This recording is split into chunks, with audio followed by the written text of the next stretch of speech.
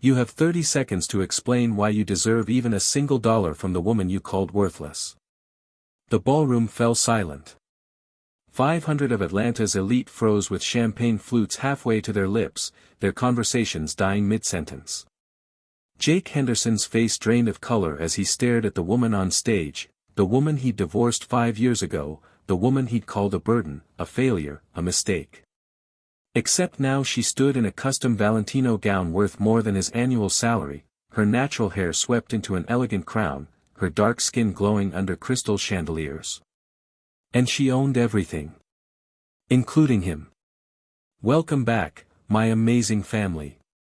Before we dive into today's story, don't forget to hit that subscribe button, give this video a thumbs up, and let me know in the comments where you're watching from. Your love and support mean the world, and trust me, you don't want to miss what's coming next. Now, let's get right into the story. Alana Morrison had always believed that love could survive anything. She believed it when Jake came home late smelling of expensive perfume that wasn't hers. She believed it when he stopped kissing her goodnight. She believed it even when he looked at their 3-year-old triplets, Mia, Mason, and Maddie, like they were burdens instead of blessings. But belief, she would learn, was a luxury that required 2 people to sustain it. It was a Tuesday morning in March when everything shattered. Alana stood in a cramped kitchen of their rental house in suburban Atlanta, stirring oatmeal for the children while balancing her phone between her shoulder and ear. The voice on the other end belonged to Gerald Chen from the Federal Highway Administration, and he was saying words that should have made her scream with joy. Congratulations, Mrs. Henderson. Morrison Construction has been awarded the I-85 expansion project. $750 million over 4 years. Her hand froze mid-stir. The wooden spoon clattered into the pot. I'm sorry, could you repeat that? You won the contract, ma'am. The largest federal infrastructure project awarded to a minority-owned business in Georgia's history. We'll need you to come in Thursday to sign the paperwork. Alana's legs gave out. She sank into the kitchen chair, her heart hammering so hard she thought it might crack her ribs. $750 million. Her little construction company, the one she'd built from nothing while pregnant with triplets, the one Jake had called a cute hobby, had just won a contract that would change everything. She thought of her father, who'd taught her to read blueprints before she could read chapter books. He'd died 3 years ago, never knowing his daughter would achieve something this magnificent. Tears burned her eyes. Mom, Mason hit me. Mia's voice cut through her thoughts. Did not. She took my truck. Mason countered. Alana wiped her eyes quickly, forcing herself back to reality. Thank you, Mr. Chen. I'll be there Thursday.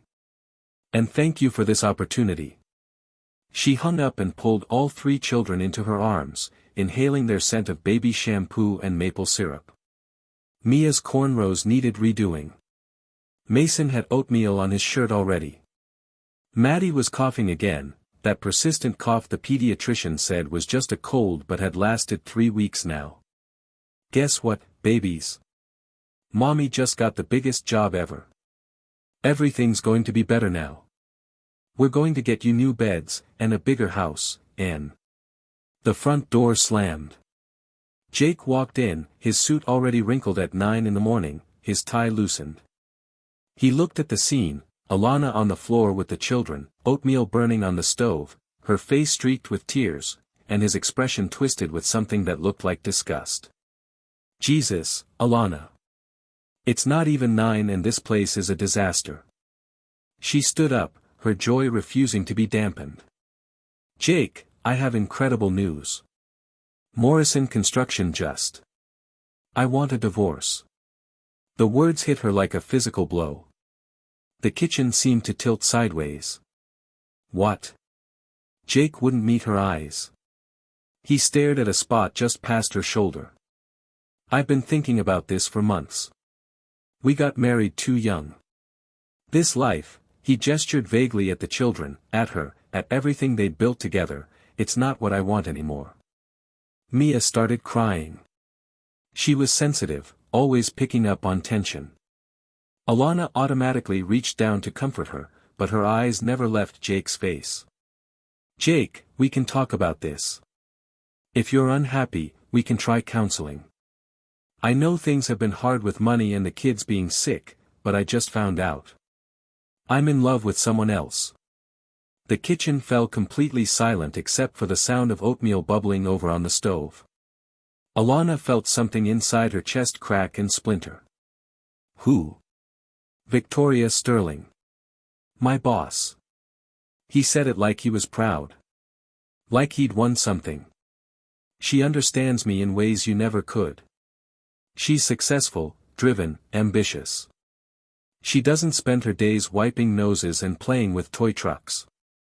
Alana's hands were shaking. She gripped the edge of the counter to steady herself. Your boss.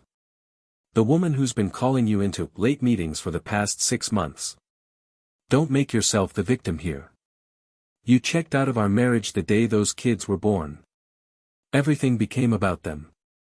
I didn't even exist anymore. They're your children, Jake. Are they? He looked at the triplets with such cold detachment that Alana felt nauseous. Because I don't feel like a father. I feel like a bank account for a woman who gave up on being a wife. Maddie started coughing, deep, wet coughs that shook her tiny frame. Alana picked her up automatically, rubbing her back, but her mind was reeling. This couldn't be happening. Not today. Not on the day everything was supposed to change. I'm moving out this weekend, Jake continued, pulling an envelope from his jacket pocket. My lawyer will contact yours. I'm not trying to be cruel, Alana, but I deserve to be happy. Victoria makes me happy. He dropped the envelope on the counter and walked toward the door. Jake, wait. Alana's voice came out strangled. I need to tell you something. This morning, I got a call. I don't care about another one of your little construction jobs, Alana. I'm done pretending your business matters. The door slammed behind him, rattling the cheap frames on the walls. Alana stood frozen in the kitchen, Maddie coughing against her shoulder, Mia sobbing into her pant leg, Mason clutching his toy truck and staring at the door where his father had disappeared. The oatmeal had burned completely, filling the house with acrid smoke. She had just won a $750 million contract. And her husband had just left her for another woman. The irony would have been funny if it hadn't been so devastating. The law office smelled like leather and old money, scents that Alana had never associated with anything positive. She sat in a chair that probably cost more than her monthly mortgage, Maddie asleep in her lap, while Mason and Mia colored on the floor with crayons the receptionist had grudgingly provided. Her lawyer, Patricia Okonkwo, sat beside her, her expression growing darker with each page she flipped through. This is aggressive, Patricia said finally, her Nigerian accent thickening the way it always did when she was angry. Unreasonably aggressive. Alana shifted Maddie's weight, trying not to wake her. The baby had been up all night coughing. They had a pediatric pulmonologist appointment scheduled for next week, but the earliest available was 3 weeks out. Another thing to worry about. Another thing Jake should have been there to help with. What does it say? Patricia's jaw tightened. He's requesting full custody of the children. The world stopped spinning. He can't, Patricia, he walked out on them. He told me he doesn't even feel like a father. Lower your voice, please. Patricia glanced at the children. I know this is shocking, but we need to think strategically. Jake's lawyer is Stanford Welch. He doesn't come cheap, which means Victoria is paying for him. Alana finished the thought, bitterness flooding her mouth. Of course she is. They're claiming you're an unfit mother. That you're so focused on your business that you neglect the children's needs. They have documentation of missed doctor's appointments. One appointment. I missed one appointment because I was on a job site and the babysitter had a family emergency. And they're claiming the children are living in an unsafe, unstable environment. Patricia continued reading. They've attached photos of your home. She turned the file around. Alana stared at pictures of her rental house, dishes in the sink, toys scattered across the living room, laundry piled on the couch. Normal things. The everyday chaos of a single mother with 3 toddlers. Except in these photos, carefully angled and lit, her home looked like a disaster zone. He took these. Alana whispered. When? According to the timestamp, last Tuesday. The day he filed for divorce. The day he'd come home and told her he wanted out. He'd been documenting evidence against her even then, probably at Victoria's instruction. The betrayal cut deeper than she thought possible. Mia looked up from her coloring. Mommy, why are you crying? I'm not, baby. Just tired. Alana wiped her eyes quickly. Keep coloring your pretty picture.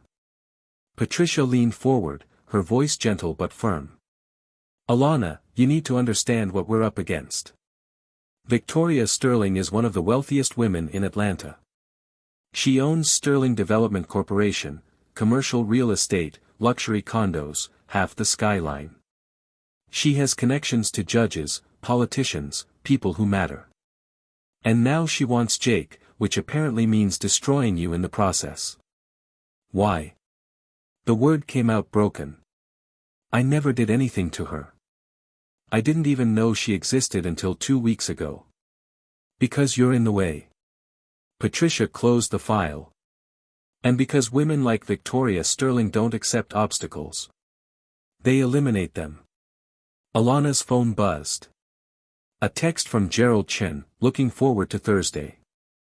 This is going to be an incredible partnership. Thursday. The contract signing. The thing that should have been the greatest moment of her professional life now felt like trying to celebrate while drowning. I won a federal contract, Alana said suddenly. $750 million. Morrison Construction is about to become one of the largest minority-owned firms in the Southeast. Patricia's eyes widened. When? The day Jake filed for divorce. The same day. Alana laughed, but it came out harsh and bitter. He doesn't even know. He walked out calling my business a hobby hours before I got the call that changed everything. For a long moment, Patricia just stared at her. Then she started laughing, deep, genuine laughter that made Mia and Mason look up in confusion. Oh, Alana. Oh, this is, she wiped her eyes. Does Jake know? I tried to tell him. He said he didn't care about another one of my little construction jobs. Don't tell him. Patricia's voice turned sharp and strategic. Not yet. If Victoria finds out you're about to become wealthy and influential, she'll escalate. Right now, they think you're nobody, just a struggling single mother with a failing business. Let them think that. Meanwhile, we build your case properly. But the contract signing is Thursday. It'll be public record. Then we have until Thursday to prepare. Patricia pulled out her legal pad. First, we document everything. Every interaction with the children, every expense, every moment of care. Second, we get character witnesses, teachers, neighbors, your pediatrician. Third, we shore up your home situation. I'm sending my niece over tomorrow. She's a professional organizer, and she owes me a favor. Patricia, I can't afford. You're about to be worth millions, Alana. Consider this an investment. Patricia's expression softened. Besides, you're not just my client. You're my friend. And I'm not letting that man and his sugar mama take your children. Maddie woke up coughing. The sound was worse now, rattling deep in her chest. Alana held her close, rubbing her back in circles the way the pediatrician had shown her. We need to get her checked again, Patricia said, frowning. That doesn't sound good. I know.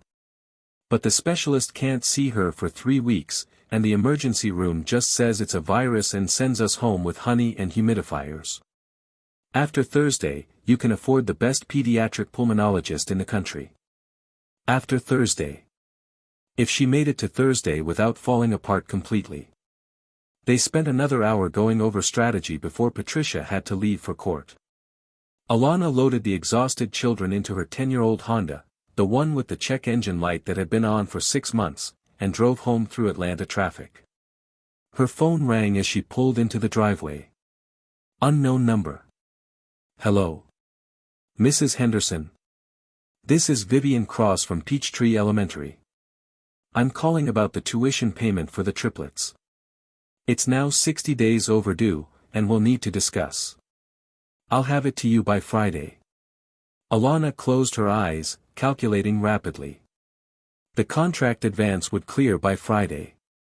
It had to. I promise, Ms. Cross. This Friday. I'm sorry, but we've heard that before. If we don't receive payment by tomorrow, I'm afraid we'll have to withdraw the children from enrollment. Tomorrow.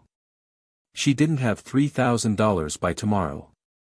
She barely had $300 in her checking account. Please, Alana heard herself say, hating the desperation in her voice. Just 2 more days. I have a major contract being finalized, and I'm very sorry, Mrs. Henderson. Tomorrow by 3 p.m., or they can't return next week. The line went dead. Alana sat in her car, watching her children through the rearview mirror. They'd fallen asleep on the drive home, their faces peaceful and innocent. Mason clutched his toy truck even in sleep. Mia's cornrows were coming loose. Maddie wheezed softly with each breath. Her phone buzzed again. This time, a text from a number she didn't recognize. Stop fighting the divorce. You can't win against me. Take whatever scraps Jake offers and disappear. V.S. Victoria Sterling had her phone number. Had probably gotten it from Jake, who just handed over everything about their life together like it meant nothing. Alana screenshot the text and forwarded it to Patricia with shaking hands. Then she carefully unbuckled each sleeping child and carried them inside, one at a time. Maddie first, because she was the smallest and sickest. Then Mason, heavy and solid in her arms. Finally Mia, who woke just enough to wrap her arms around Alana's neck and whisper, "Love you, Mommy. Love you too, baby girl." She laid them in their shared bedroom, the one bedroom in the tiny rental, with 3 toddler beds crammed in so tightly there was barely room to walk between them. Jake had promised they'd get a bigger place. 5 years of promises that never materialized because he was always spending money on things for himself, golf club memberships, expensive suits, dinners with clients who turned out to be Victoria. Alana walked back to the kitchen and opened her laptop. The email from Gerald Chen was there, official and real. Congratulations. Contract execution scheduled for March 24th at 10 a.m. 2 days away. 2 days to hold everything together. 2 days to keep her children safe, fed, and in school. 2 days before her entire life would transform. She pulled up her bank account, $247.83. Then her business account, $3,891.52, but that was earmarked for payroll for her crew next week. She had 4 employees who depended on her, who had families of their own. Her father's voice echoed in her memory, "Baby girl, when the whole world tells you to quit, that's when you dig deeper. That's when you show them what Morrison blood is made of." Alana opened a new document and started typing. If Jake wanted a custody battle, she'd give him one. If Victoria Sterling thought she could intimidate her into disappearing, she had severely underestimated who she was dealing with. The woman who'd built a construction company while pregnant with triplets wasn't going to crumble because some billionaire real estate developer decided she was in the way.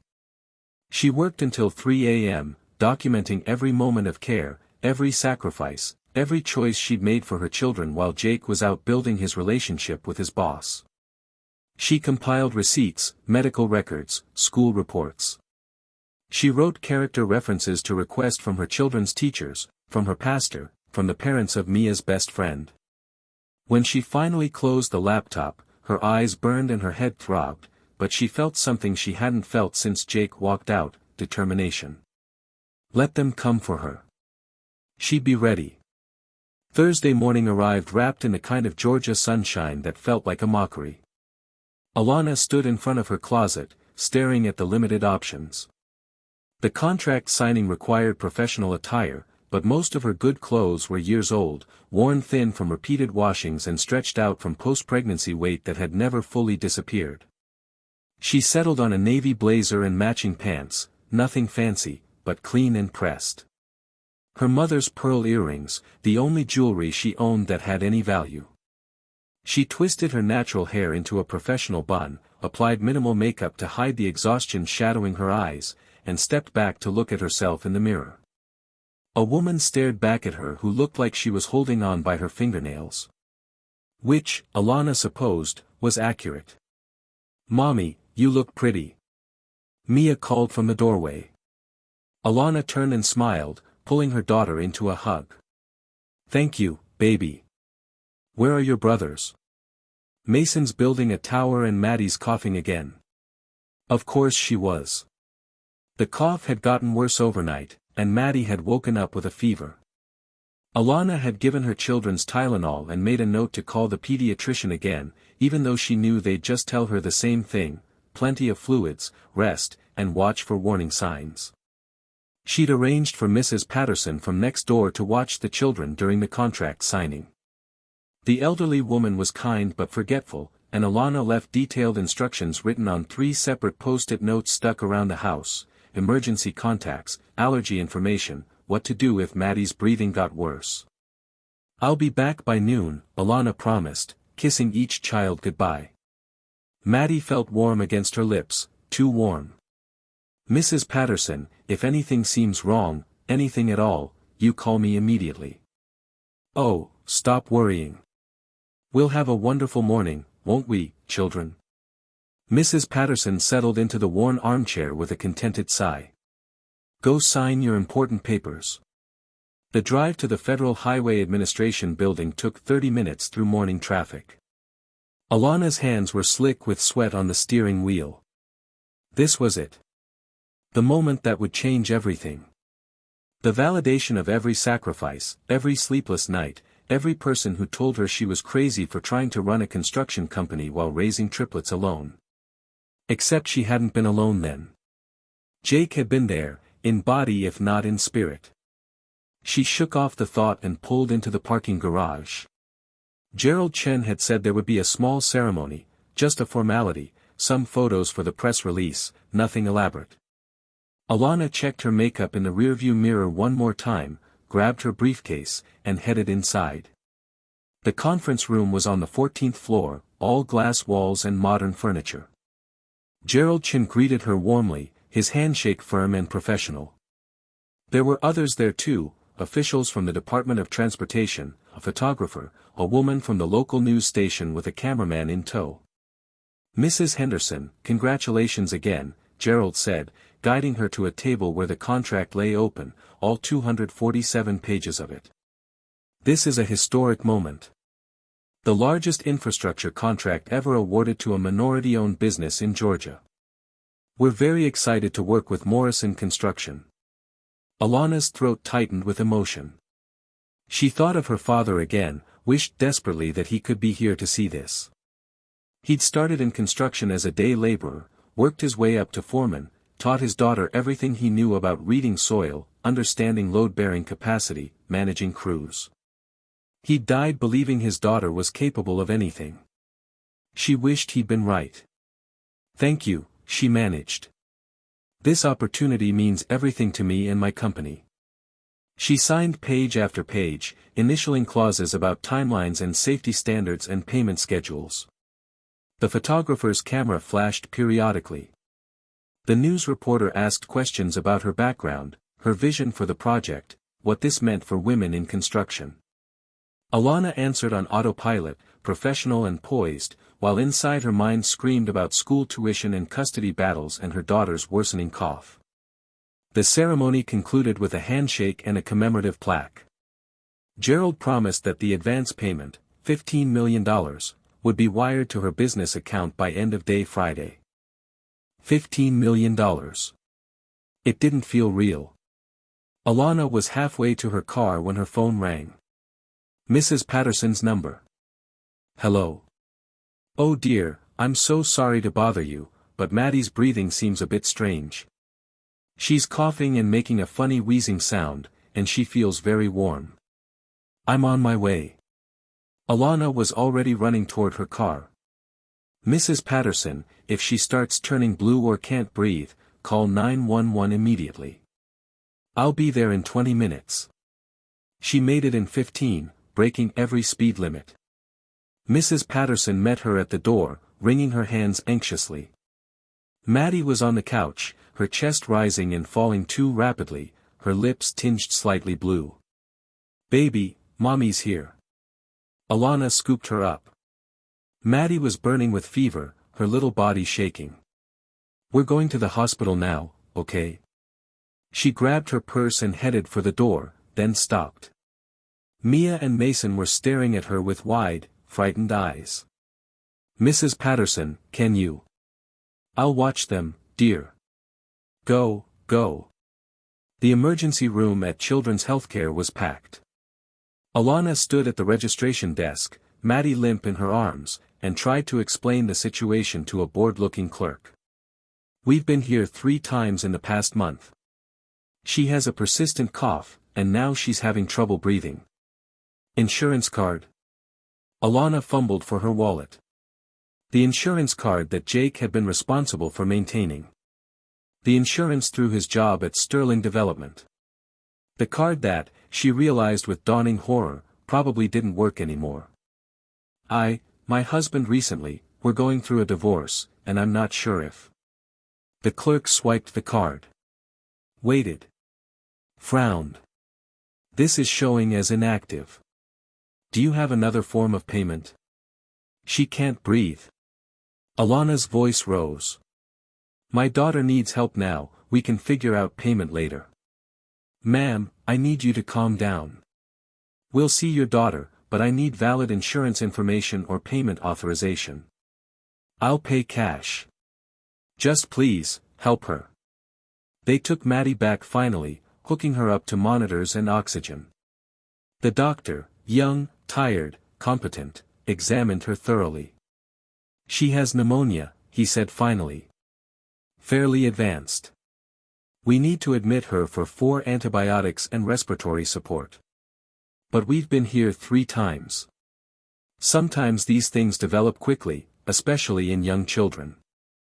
The good news is we caught it before it became critical. She'll need to stay at least 3 days, possibly longer depending on how she responds to treatment. 3 days.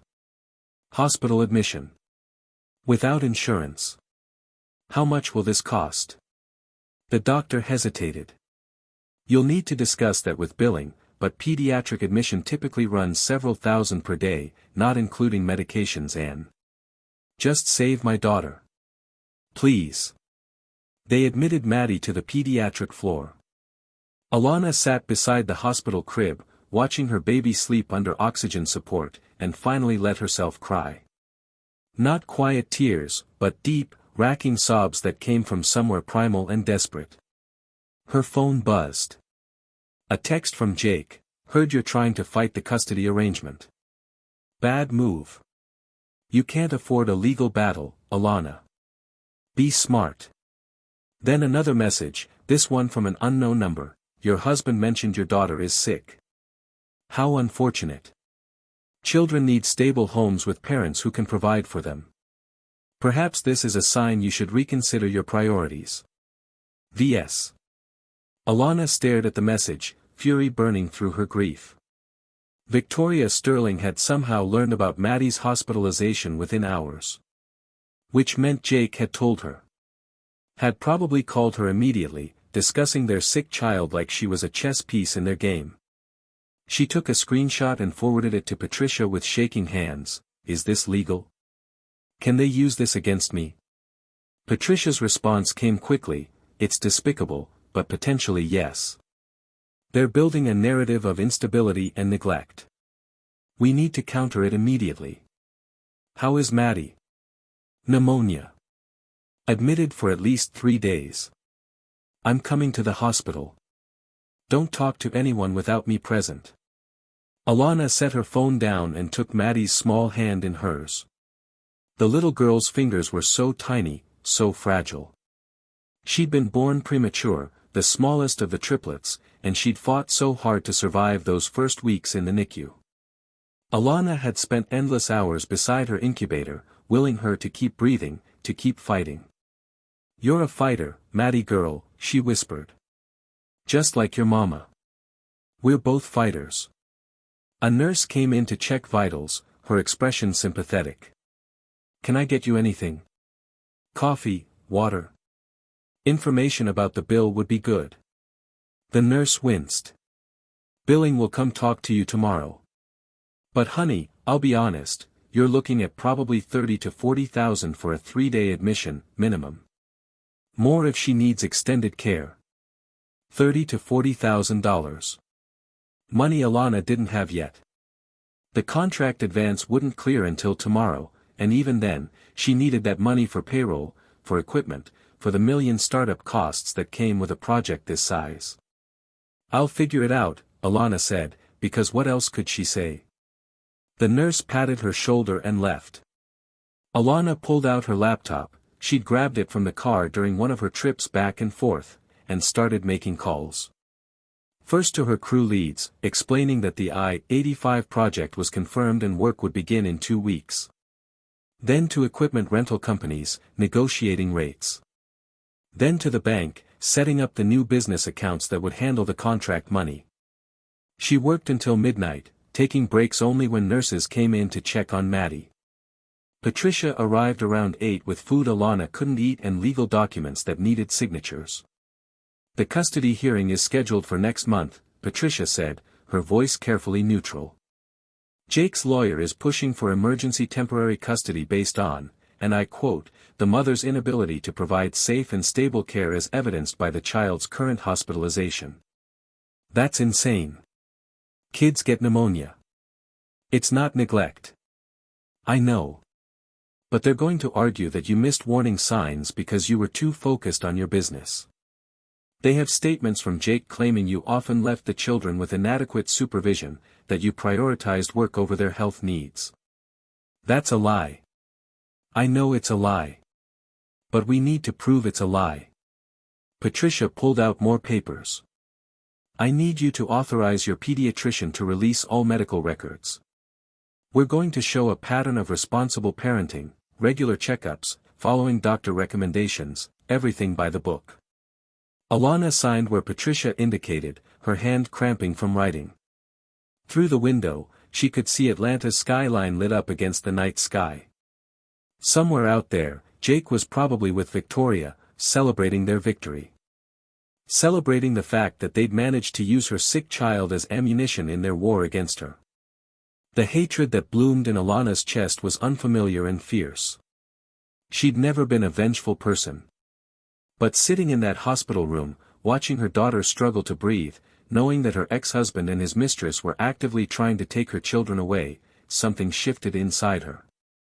They wanted to destroy her. Fine. She'd show them what happened when you tried to destroy Alana Morrison. "Patricia," she said quietly. "I want to fight. Not just defend, I want to go on offense. I want to make them regret ever starting this." Patricia looked at her for a long moment, then smiled slowly. "Now that's what I like to hear. Tell me what you're thinking. The contract is public record now, right? The news station was there today. It's going to be in the papers tomorrow." "Yes." "Good. Let them find out what I'm worth. Let Victoria Sterling realize she's not fighting some nobody single mom. And then," Alana's voice hardened, "then we dig. Find out everything about her. Her business practices, her relationships, anything we can use. If she wants to play dirty, we'll show her what dirty really looks like." Patricia's smile widened. "I was hoping you'd say something like that. I already have an investigator on retainer. He's very good at finding things people want hidden." They worked until 2 in the morning, building strategy. When Patricia finally left, Alana pulled the uncomfortable hospital chair as close to Maddie's crib as possible and tried to sleep. She dreamed of her father, standing at a construction site, hard hat in hand, grinning at her. "That's my girl," he said. "Now show them what Morrison blood can do." She woke to Maddie's small hand gripping her finger, and sunlight streaming through the hospital window, and the steady beep of monitors that meant her daughter was still fighting. Still breathing. Still here.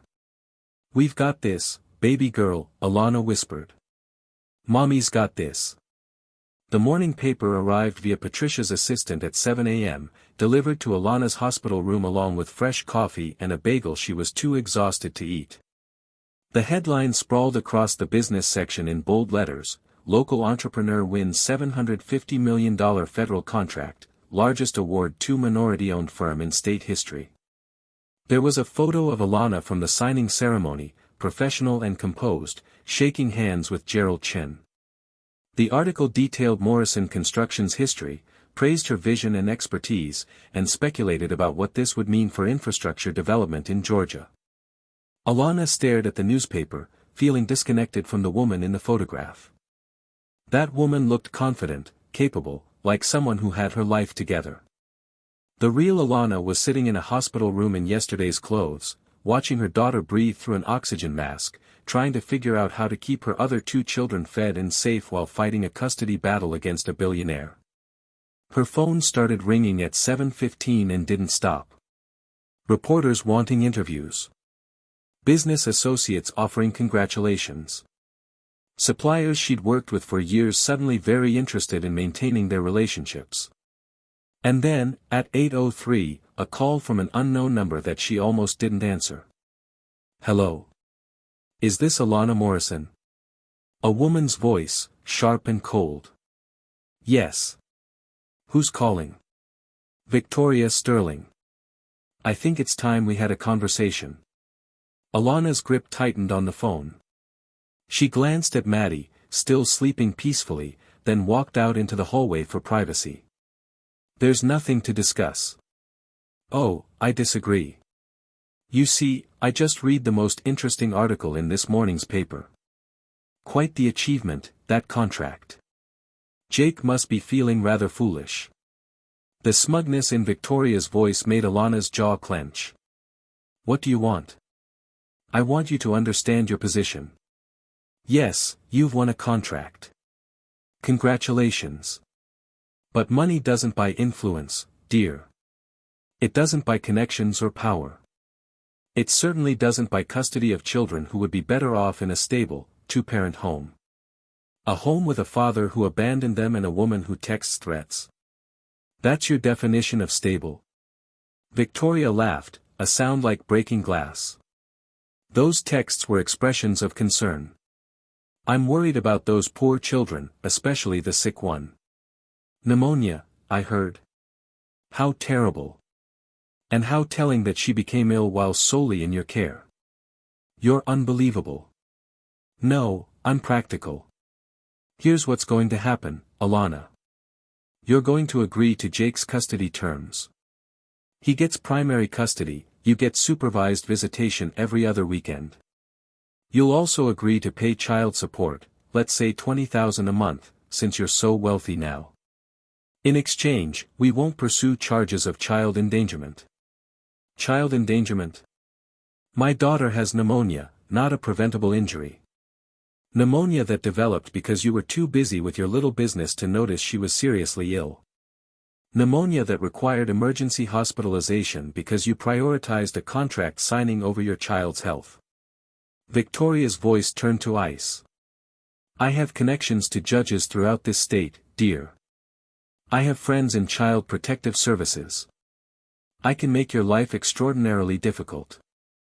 "Is that a threat?" "It's a promise. Accept our terms by Monday, or I'll ensure you never see those children again except through supervised visits at a state facility." "And Alana? Your contract money won't matter. I've destroyed people wealthier than you'll ever be." The line went dead. Alana stood in the hospital hallway, shaking with rage and fear in equal measure. Around her, nurses moved efficiently, families visited loved ones, life continued as normal. But her world had just tilted further off its axis. She called Patricia immediately. I just got a threat from Victoria Sterling.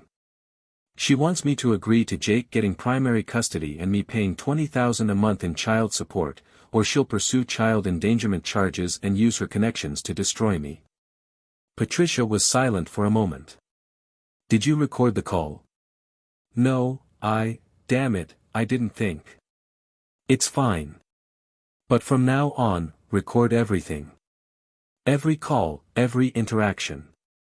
I'll email you an app that does it automatically. Patricia's voice shifted to strategy mode. This is actually good news. How is any of this good news? Because she's scared. She read that article and realized you're not the easy target she thought you were. She's overplaying her hand, which means she's desperate. Patricia paused. My investigator found something interesting about Sterling Development Corporation. There have been 3 separate lawsuits in the past 2 years alleging building code violations and bribing inspectors. All 3 were settled quietly out of court with NDAs attached. So she's corrupt. Allegedly. But if we can find proof, actual documentation, not just allegations, we can flip this entire case. A judge won't award custody to a man whose partner is under investigation for criminal activity. Can we find proof? My investigator is working on it. In the meantime, we document everything Victoria does. Every threat, every manipulation. She's giving us ammunition, we just need to be patient enough to collect it. Patience. Alana wanted to laugh. She didn't have patience. She had a daughter in the hospital, 2 other children who needed her, a massive contract starting in 2 weeks, and a custody hearing in 1 month. She returned to Maddie's room to find a doctor reviewing charts. Dr. Lisa Ramon, the attending physician, offered a tired smile. Good news. Maddie's responding well to the antibiotics. Her oxygen saturation is improving, and her fever's coming down. If this continues, we might be able to discharge her by Saturday instead of Monday. That's wonderful. Alana felt tears prick her eyes again. Thank you. She's a fighter. But I do want to discuss follow-up care. Dr. Ramon pulled up a chair. Maddie's lungs are going to be sensitive for a while.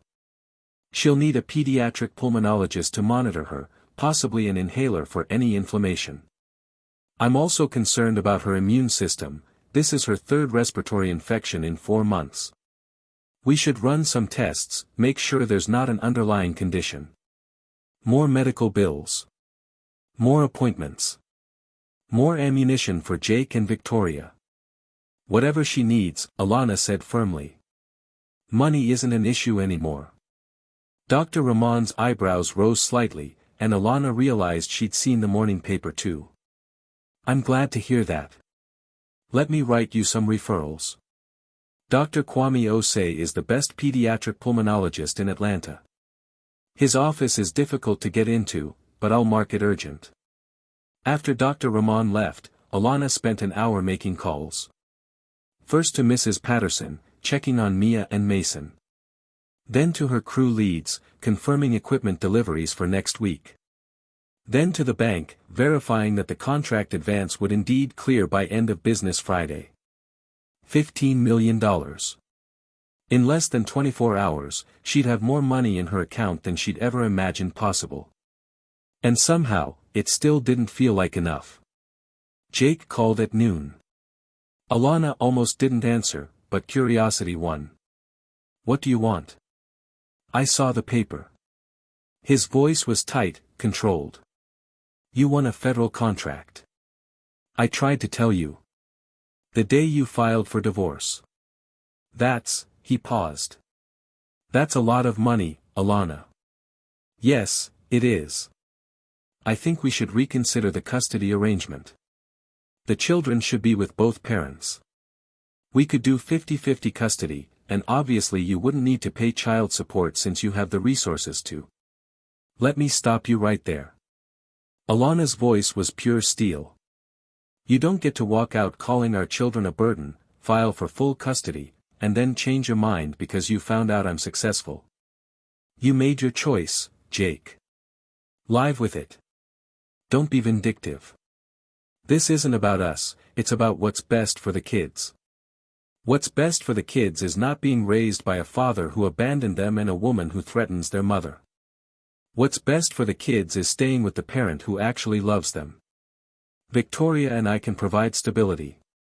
Victoria and you can provide money and connections and a nice house.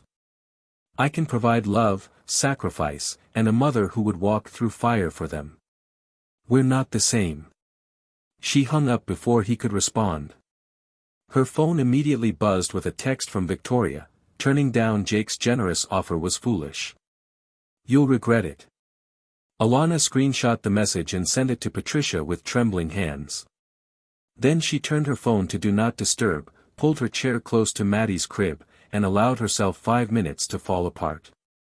5 minutes to cry and rage and feel the overwhelming injustice of everything that had happened in the past 2 weeks. 5 minutes to grieve the marriage she'd thought was solid, the family she'd thought was unbreakable, the future she'd planned that had evaporated like morning fog. Then she dried her eyes, fixed her hair, and got back to work. By Friday afternoon, Maddie was breathing easier. The oxygen mask had been reduced to nasal cannula, her fever was gone, and she was demanding apple juice and crackers, all good signs, according to Dr. Rahman. The discharge papers were being prepared for Saturday morning. Alana checked her phone and saw the notification she'd been waiting for: wire transfer received, $15 million. $15 million in her business account. She sat in the uncomfortable hospital chair and stared at the number, feeling like she'd slipped into an alternate reality. 2 weeks ago, she'd been worried about paying the electric bill. Now she had $15 million and a contract that would generate hundreds of millions more over the next 4 years. Her father's voice whispered in her memory, "Money doesn't change who you are, baby girl. It just gives you more options to be yourself." She made a list of immediate priorities: pay hospital bills, pay school tuition, with a generous donation to the scholarship fund, hire 2 additional crew leads for the I-85 project, rent proper equipment, set up college funds for the triplets, buy a house, a real house with separate bedrooms and a backyard where kids could play, and hire the best custody lawyer in Georgia. She called Patricia. "I want to upgrade our strategy. No more playing defense. I want to go after them with everything we have. Music to my ears. What are you thinking?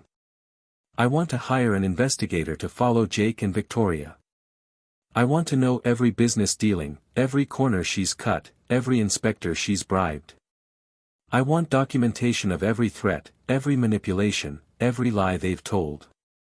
And I want character witnesses, teachers, neighbors, doctors, who can testify that I'm a good mother. That's going to be expensive. I have $15 million in my account and more coming. Expensive isn't a problem anymore." Patricia laughed, delighted. "Now you're thinking like someone who's going to win. I'll have names and proposals to you by Monday. In the meantime, focus on Maddie and let me handle the legal groundwork." That evening, Mrs. Patterson brought Mia and Mason to the hospital for a visit. They burst into the room like small tornadoes, chattering about their day at preschool and showing Alana the pictures they'd drawn. Mia had drawn the family, 4 stick figures holding hands. Alana noticed that Jake wasn't included. "Where's Daddy?" she asked gently. Mia's face fell. "Daddy left. He doesn't want us anymore." "That's not true, baby. Daddy still loves you." "Then why did he go away?" Mason asked, his 3-year-old logic cutting straight to the heart of it. "If he loved us, he'd stay." Alana gathered both children into her arms, feeling her heart crack. "Sometimes grown-ups make mistakes. But Mommy loves you so much, and I'm never leaving you. Never. Understand?" They nodded against her shoulders, and Alana held them close, breathing in their scent of crayons and playground dirt and innocence that was being stolen too soon. Maddie woke up and reached for her siblings. "Mia. Mason. The reunion was joyful and chaotic, with all three children talking over each other and Mrs. Patterson trying unsuccessfully to maintain order. A nurse poked her head in, probably to enforce visiting hours, then smiled at the scene and retreated. For 20 minutes, Alana let herself just be a mother. Not a business owner or a divorcee or a warrior preparing for battle. Just a mother with her 3 babies, all together and safe. It was the first moment of peace she'd had in 2 weeks. It wouldn't last. Maddie was discharged Saturday morning with a bag full of prescriptions and stern instructions about follow-up care. Alana loaded all 3 children into her Honda, mentally noting that a new car was now on the priority list, and drove home through Atlanta traffic that felt oddly normal considering her life had completely transformed. The house looked exactly as she'd left it, small, cramped, toys scattered across the worn carpet. But as Alana carried Maddie inside and helped the children settle on the couch with snacks and cartoons, she felt a fierce protectiveness wash over her. This place might not be much, but it was theirs. Safe. Full of love. Her phone buzzed. A text from Patricia, Judge Mitchell assigned to your case. This is good, she's fair and doesn't tolerate games. Preliminary hearing set for April 15. 3 weeks. Alana had 3 weeks to build an unshakable case for why she should maintain full custody of her children. She spent the weekend organizing. Patricia's niece, a woman named Joy who showed up with industrial-strength cleaning supplies and a no-nonsense attitude, helped transform the house. They cleared clutter, organized toys into labeled bins, scrubbed every surface until it gleamed. Joy even helped Alana photograph the house for documentation, clean, orderly, child-safe. You're doing great, honey, Joy said as they finished the kitchen Sunday evening. Don't let them make you feel inadequate. This house has love in it. That matters more than square footage. Monday morning brought reality crashing back. Alana woke to find her business email flooded with messages. Reporters wanted interviews about being a black woman in construction. Industry publications wanted feature stories. Other contractors were reaching out about potential partnerships. And buried in the professional inquiries was an email from Stanford Welch, Jake's lawyer. Mrs. Henderson. My client has informed me that you've recently come into significant financial resources. In light of this development, we'd like to propose a revised custody arrangement. Please contact my office at your earliest convenience to discuss terms that would be beneficial for all parties, particularly the minor children. Regards. Stanford Welch, ESQ. Alana forwarded it to Patricia with a single word, vultures. Patricia's response came quickly, don't respond. Let them sweat. We have the upper hand now. The upper hand. It was a strange feeling after weeks of being on the defensive. Alana opened her business banking app and stared at the balance again, $15 million. Even after paying the hospital bills, $37,842.16, an amount that would have destroyed her 2 weeks ago, she still had more money than she knew what to do with. She made her first major purchase, a proper house. Not a mansion, nothing ostentatious, but a 4-bedroom colonial in a good school district with a fenced backyard and a home office where she could work. The realtor, a sharp woman named Denise who didn't blink at Alana's request to close in 2 weeks, promised to expedite everything. Cash purchases move fast, Denise assured her. You could be in by the end of the month. The end of the month.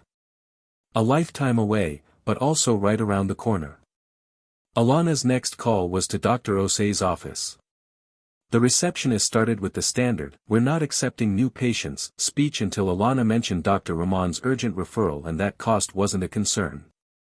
Suddenly an appointment materialized for Wednesday afternoon. Money opened doors. Alana was learning this lesson rapidly, and she hated how much it mattered. Tuesday brought the first work meeting for the I-85 project. Alana arranged childcare, a professional service this time, not elderly Mrs. Patterson, and drove to the project site. Her crew leads were already there, Thomas Wright, her foreman who'd been with her since the beginning, and 2 new hires she'd brought on specifically for this contract. "Boss, this is incredible," Thomas said, grinning as he looked at the survey maps. "4 years of steady work. We're going to need to triple our crew size." "I know. I'm working on hiring. But Thomas, I need this to be perfect. Every deadline met, every safety standard exceeded, every inspector satisfied. No corners cut, no mistakes. We're going to be under a microscope. Because you're a black woman running a major federal project? Because I'm a black woman in a custody battle who needs to prove she can manage a business and raise 3 children simultaneously?" Alana's voice was flat. "My ex-husband and his girlfriend are looking for any excuse to prove I'm unfit. I won't give them ammunition." Thomas's expression darkened. "Jake. That fool actually," he stopped, clearly editing himself. "Sorry, boss. That's personal. It's fine. Just help me make this project flawless, okay?"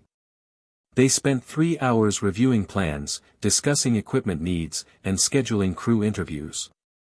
By the time Alana got home, she was exhausted but energized. This was what she was good at. This was where she belonged. Mia met her at the door. "Mommy, Daddy called." Alana's stomach clenched. "He called the house phone. He wanted to talk to us. He said he misses us." Mia's face was uncertain, torn between longing and hurt. "Can we see him?" This was the impossible position Jake had put her in. If she said no, she was alienating the children from their father. If she said yes, she was giving him access that he'd use against her. "Of course you can see him, baby. He's your daddy. I would never keep you from him. Even if he's trying to take you away from me," she didn't add. "Did he say when he wants to visit?" "He said Miss Victoria has a big house with a pool and we could come swim." Miss Victoria. The woman who'd threatened Alana was now being introduced to her children as some kind of benevolent figure. Alana called Patricia immediately. Jake contacted the kids directly. Can he do that? Unfortunately, yes. There's no custody order in place yet, so technically he has equal parental rights. But document everything, the calls, what he says, especially any mentions of Victoria. If he's introducing the children to his mistress while the divorce is pending, that doesn't look good for him. Wednesday's appointment with Dr. Osei revealed what Alana had feared: Maddie had mild asthma, likely triggered or worsened by the pneumonia. She'd need daily medication, an emergency inhaler, and regular monitoring.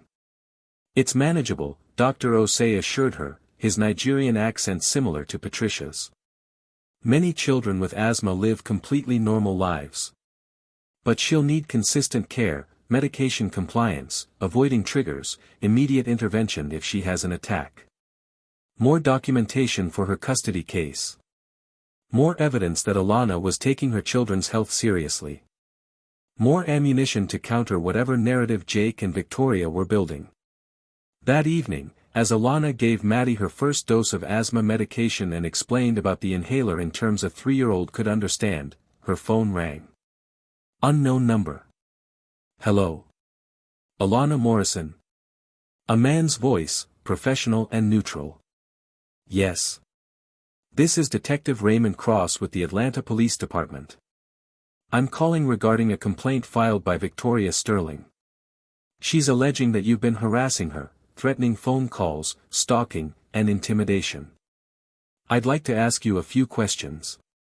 The world tilted sideways. "I haven't, that's completely false. She's been harassing me." "Ma'am, I understand this is distressing, but I need you to remain calm. Have you contacted Ms. Sterling in any way since your husband filed for divorce?" "She's contacted me. She's sent threatening texts, she called me at the hospital." "Do you have documentation of these alleged threats?" "Yes, I forwarded them to my lawyer. I'll need copies of everything. Can you come to the station tomorrow morning?" Alana's hands were shaking so badly she almost dropped the phone. Detective Cross, I'm the victim here. Victoria Sterling is trying to take my children away because I won a major business contract and her boyfriend, my ex-husband, realized he made a mistake leaving me. She's manipulating the system. That may be true, ma'am, but I still need to investigate the complaint. Tomorrow morning, 9 a.m. Station on Peachtree. Bring your documentation. He hung up. Alana sat frozen on the couch, Maddie's inhaler still in her hand, while her world crumbled around her. Victoria was filing false police reports now. Creating an official record of Alana as an aggressor, a harasser, a threat. She called Patricia, who answered on the first ring. They're filing false police reports against me. I'm on my way over. Patricia arrived 30 minutes later with her investigator in tow, a middle-aged black man named Leonard Price who had the look of someone who'd seen everything and was unimpressed by most of it. Tell me everything, Leonard said, pulling out a notebook. Alana recounted every interaction with Victoria, the threatening texts, the hospital phone call, the custody manipulation. She showed him the screenshots she'd saved, the forwarded emails, every piece of documentation she'd collected. Leonard studied everything carefully. This is good. You've been smart about documentation. But Victoria Sterling is playing a sophisticated game, she's creating an official narrative while hiding her own misconduct. Classic abuser tactic.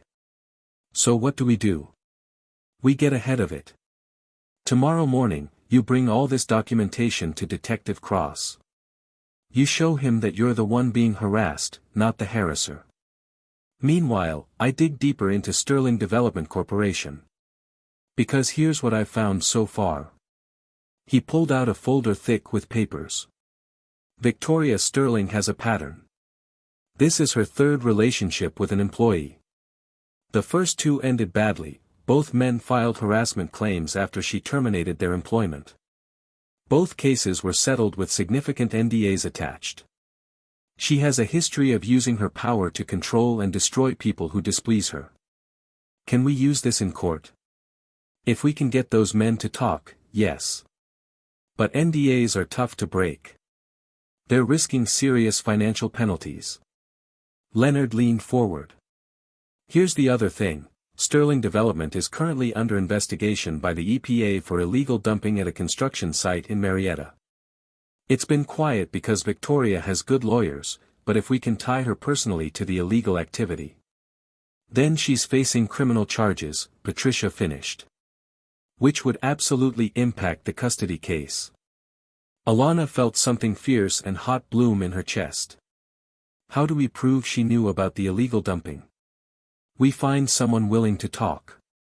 An employee, a former partner, someone with first-hand knowledge. Leonard smiled grimly. And lucky for you, I'm very good at convincing people to talk. They worked until midnight, building strategy. Patricia would accompany Alana to the police station tomorrow. Leonard would continue his investigation into Victoria's business practices and personal history. And Alana would document everything, every interaction, every threat, every manipulation. After they left, Alana checked on the children. All three were asleep in their shared bedroom, peaceful and innocent. Maddie's new inhaler sat on the nightstand, a reminder of how fragile everything was. Alana's phone buzzed. A text from Jake, Victoria said you've been harassing her. This is exactly why I'm fighting for custody. You're unstable. She screenshot it and sent it to Patricia, then typed a careful response, I have documented evidence of Victoria harassing me, including threatening texts and phone calls. I have not contacted her except in response to her threats. Stop believing her lies and focus on what's actually best for your children. She deleted it without sending. Engaging with Jake was pointless. He'd made his choice, and no amount of truth would change his mind as long as Victoria had her hooks in him. Thursday morning, Alana dressed in her most professional outfit and met Patricia at the police station. Detective Cross was younger than she'd expected, maybe 40, with tired eyes and the demeanor of someone who'd heard every lie ever told. Mrs. Henderson, thank you for coming in. He gestured to a conference room. I appreciate your cooperation. Alana laid out everything, printed screenshots of Victoria's threats, phone records showing the hospital call, emails, text messages. She explained the custody battle, the contract, Jake's abandonment, Victoria's pattern of manipulation. Detective Cross reviewed everything methodically. When he finally looked up, his expression had shifted slightly. This is quite a bit of documentation. I've been careful to record everything, Detective. Because I knew Victoria Sterling would try something like this. She has money and connections, and she's trying to use both to destroy me. Ms. Sterling claims you've been driving past her home repeatedly, making hang-up calls to her office, and sending threatening messages through intermediaries. All lies. I work 12-hour days managing a major construction project and taking care of 3 toddlers, one of whom has asthma. I don't have time to stalk anyone. Alana's voice was steady, controlled. Check my phone records, my GPS data, my work logs. Everything will show I've been exactly where I said I was. Detective Cross made notes. I'll need copies of everything you've shown me today. And Mrs. Henderson? If Ms. Sterling contacts you again, any threats, any manipulation, you call me immediately. Don't engage with her. Let the legal system handle it. That's my plan, Detective. They left the station an hour later. Patricia was quiet until they reached her car, then she grinned. That went well. Detective Cross believes you. I could tell. How could you tell? Because he called you Mrs. Henderson and referred to Victoria as Ms. Sterling. Subtle, but it shows where his sympathies lie. Patricia started the car. Now we wait for Leonard to find the smoking gun on Victoria's business practices, and we prepare for the custody hearing. 2.5 weeks, Alana. Can you hold it together for 2.5 weeks? Alana thought of her children, of the house she was buying, of the contract that would set up her family for life. She thought of her father's voice telling her to dig deeper when the world told her to quit. I can hold it together for as long as it takes. What do you think Alana should do if she discovers something devastating about Victoria's past? Should she use it publicly or keep it for court? Leave a comment with your thoughts. The next 2 weeks passed in a blur of controlled chaos. Alana moved through her days with military precision, mornings with the children, getting them fed and ready for preschool, days on the I-85 project site, managing crews and meeting with engineers, evenings back home for dinner, baths, bedtime stories, and then hours of legal preparation after the children fell asleep. The new house closed escrow on a Friday, and Alana spent that weekend moving her family into a home that actually felt like a home. 4 bedrooms meant each child got their own space. Mia's room was painted soft purple, Mason's a cheerful blue, and Maddie's a gentle yellow. The backyard had a swing set that made all 3 children shriek with delight. It's like a castle, Mommy, Mia declared, spinning in circles in the spacious living room. Jake called that evening, his voice tight. I heard you bought a house in Buckhead. I bought a house appropriate for our children's needs. 4 bedrooms, good school district, safe neighborhood. Must be nice, having all that contract money. The bitterness in his voice was palpable. Meanwhile, I'm still in my 1-bedroom apartment. Alana bit back a dozen responses. The children each have their own room now. You're welcome to visit them here, supervised, if you want. Supervised? I'm their father. You're their father who abandoned them and is currently trying to take them away from me. So yes, supervised. She kept her voice level, professional. The offer stands. Let me know. He hung up without answering. That night, Leonard Price called with news. I found someone willing to talk. Former project manager at Sterling Development, guy named Robert Chin.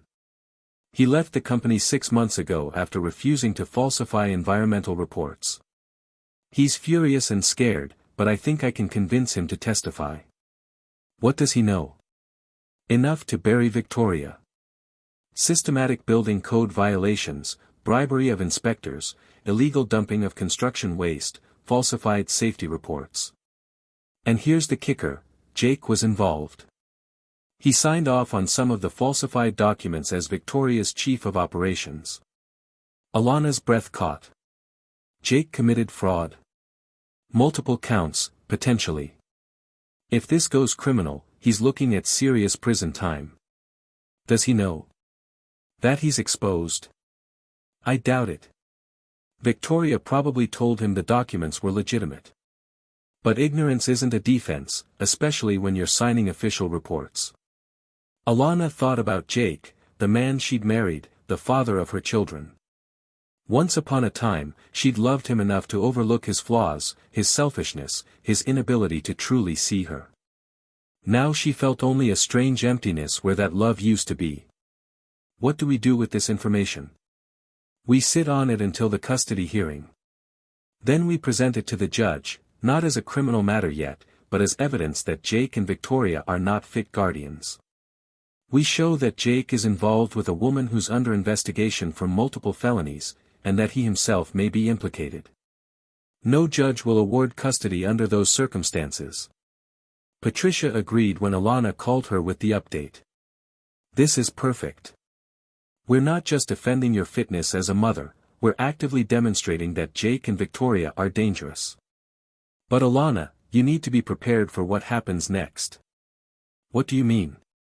When we drop this bomb in court, Victoria will retaliate. Hard. She'll throw everything she has at you, more false accusations, media manipulation, anything to discredit you. Can you handle that? Alana looked around her new home, at the pictures of her children on the walls, at the life she was building from the ashes of her marriage. I can handle anything if it means keeping my children safe. The custody hearing was set for April 15th, a Monday. The Friday before, Jake requested a video call with the children. Alana agreed, setting up her laptop in the living room while all three kids gathered around. Jake's face appeared on screen, and Alana's heart clenched at the way Mia's face lit up. Daddy. Hey, princess. Hey, Mason, Maddie. I miss you guys so much. We miss you too. Mason was bouncing with excitement. Mommy got us a new house. I have my own room. Jake's smile faltered. That's great, buddy. Listen, I wanted to talk to you about something. Next week, I'm going to court to ask the judge if you can come live with me and Miss Victoria sometimes. Would you like that? Alana's hands clenched in her lap, but she forced herself to stay silent. The children needed to form their own opinions. Will Mommy be there? Mia asked, uncertainty creeping into her voice. Well, you'd visit Mommy too, but you'd have two homes. Wouldn't that be fun? I don't want two homes. Maddie's voice was small. I want to stay with Mommy. Maddie, sweetie, you'd have so much fun at Miss Victoria's house. She has a pool and a big playroom. But I like our new house. Maddie's lower lip trembled. And Mommy gives me my medicine and reads me stories. Jake's expression shifted, frustration bleeding through. Mommy can still do those things. But wouldn't it be nice to have a daddy too? We have a daddy, Mason said, confused. You're our daddy. But you left. The silence that followed was excruciating. Jake's face flushed, and Alana could see him struggling for a response that would make sense to a 3-year-old. I didn't leave you, buddy. I left, it's complicated. But I love you, all three of you. Then why did you go away? Mia's question was simple, devastating. Jake looked directly at Alana for the first time. Sometimes grown-ups make mistakes. But I'm trying to fix it now. After the call ended and the children wandered off to play, Alana sat staring at the blank laptop screen. Jake wasn't trying to fix anything. He was trying to rewrite history, to pretend his abandonment was somehow noble or necessary. And worst of all, he was using their children as pawns in whatever game Victoria was playing. Her phone rang. Unknown number, but she answered anyway. Mrs. Henderson. This is Amanda Foster from Channel 5 News. I'm doing a story on women in construction, and your name came up. Would you be willing to do an interview? Alana hesitated. Public exposure could help or hurt, depending on how it was framed. What's the angle of the story? Honestly? Human interest. Single mother overcomes adversity to win major federal contract. But I've heard rumors about a custody battle, and if you're willing to discuss that aspect. I'm not. Alana's voice was firm. My children's privacy is not negotiable. I'll discuss my business and my professional achievements, but my personal life is off limits. Understood. Would you be willing to meet tomorrow? Just coffee, informal, see if there's a story we're both comfortable with. Against her better judgment, Alana agreed. She met Amanda Foster at a coffee shop in Midtown on Saturday morning. Patricia insisted on accompanying her, just in case. Amanda was younger than Alana expected, maybe 30, with an earnest quality that seemed genuine. Mrs. Henderson, thank you for meeting me. I know you're going through a lot right now. You know about the custody case. I'm a reporter. It's my job to know things. Amanda pulled out a notebook. But here's the thing, I'm not interested in exploiting your pain. I'm interested in telling the story of a woman who built something incredible despite every obstacle. That's inspiring. That's what people need to hear. They talked for an hour. Alana discussed her father's influence, building Morrison Construction while pregnant with triplets, the challenges of being a black woman in a male-dominated industry. She talked about winning the I-85 contract, what it meant for her company and her community. She did not mention Jake, or Victoria, or the custody battle that was consuming her life. This is a great story, Amanda said finally. When can we schedule filming? After Monday. I have something important happening Monday, and I need to focus on that first. Amanda studied her for a moment. The custody hearing. It's Monday, isn't it? Alana didn't answer, but her silence was confirmation enough. For what it's worth, Amanda said quietly, I've done some background research on Victoria Sterling. She's not a good person. The things I've heard about how she treats employees, business partners, anyone who gets in her way, she shook her head. I hope you win on Monday. Your kids deserve better than her influence. After Amanda left, Patricia turned to Alana.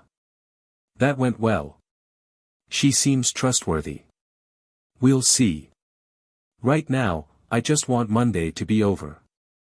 Sunday night, Alana couldn't sleep. She lay in her new bedroom, the first time in her adult life she'd had a room truly her own, and stared at the ceiling, running through every possible scenario for tomorrow's hearing. At 2 a.m., she gave up on sleep and went to check on the children. All three were peaceful in their individual rooms, safe and secure in a home that was truly theirs. She thought about what Jake had asked them, would they like to live in two homes, and felt rage burn through her exhaustion. These children had been through enough disruption. They didn't need to be shuttled between houses like packages, caught between a mother who loved them and a father who'd abandoned them until money made them valuable again. Her phone buzzed. A text from Leonard, found something. Call me when you're up. Alana called immediately, stepping into her home office and closing the door. It's 2 a.m., Leonard said by way of greeting. Why are you awake? Same reason you are. What did you find? Jake's been embezzling. Not much, a few thousand here and there from joint accounts before the divorce. But it's documented, it's traceable, and it's illegal. He transferred money from your shared account into a personal account Victoria set up for him. $37,000 over 6 months. Alana sat down hard. That's our emergency fund. The money I was saving for the kids' future. And he stole it. I've got bank records, transaction logs, everything. Plus, I found the signature on the transfer authorizations, it's forged. He signed your name to authorize moving money out of joint assets. That's fraud. Multiple counts. Added to his involvement with Victoria's business crimes, and Jake is looking at serious legal trouble. Alana, we can destroy him tomorrow. Completely. Alana closed her eyes, thinking of the man she'd married. The man who'd promised to love and protect her, who'd stood beside her at their wedding and vowed to be her partner through everything life threw at them. That man was gone, if he'd ever really existed at all. Use everything, she said quietly. I'm done protecting him from the consequences of his choices. You sure? Once we go public with this, there's no taking it back. I'm sure. My children deserve a mother who fights for them, not one who lets their father steal from them and face no consequences. After hanging up, Alana sat in the darkness of her office, feeling something settle inside her chest. Peace, maybe. Or resolution. She tried to take the high road, to protect Jake's relationship with their children despite everything he'd done. But the high road led nowhere when your opponent was willing to fight dirty. Tomorrow, she'd show Jake and Victoria exactly what happened when you underestimated Alana Morrison. She finally fell asleep around 4 a.m., and when her alarm went off at 6:30, she woke with a clarity she hadn't felt in weeks. Today was the day everything changed. She dressed in a tailored charcoal suit, new, expensive, perfectly fitted. Her natural hair was styled in elegant twists. Diamond studs, a gift to herself after the contract signing, caught the light. She looked powerful, successful, unbreakable. You look like a queen, Mommy, Mia said at breakfast. Thank you, baby. Mommy has an important meeting today. Are you going to fight Daddy? Mason asked, with the bluntness only a 3-year-old could manage. No, sweetheart. Mommy's going to talk to a judge about what's best for you and your sisters. But don't worry, no matter what happens, you're always going to be safe and loved. She dropped the children at preschool. They'd started at a prestigious academy that cost more per month than her old rent, but provided excellent care, and drove to the courthouse. Patricia was waiting on the steps, looking fierce in navy blue. Leonard was there too, carrying a briefcase full of evidence that would blow Jake and Victoria's case apart. Ready? Patricia asked. Alana looked up at the courthouse, thinking of her father, of her children, of every person who'd ever bet against her and lost. I was born ready. The courtroom was smaller than Alana expected, less dramatic than the legal dramas she'd seen on television. Judge Sarah Mitchell presided from the bench, a black woman in her late 50s with silver-streaked hair and an expression that suggested she'd heard every lie and manipulation tactic in existence and was impressed by none of them. Jake sat across the aisle with Stanford Welch, his expensive lawyer who looked like he'd stepped out of a country club catalog. Jake had lost weight since she'd last seen him, his suit hanging slightly loose.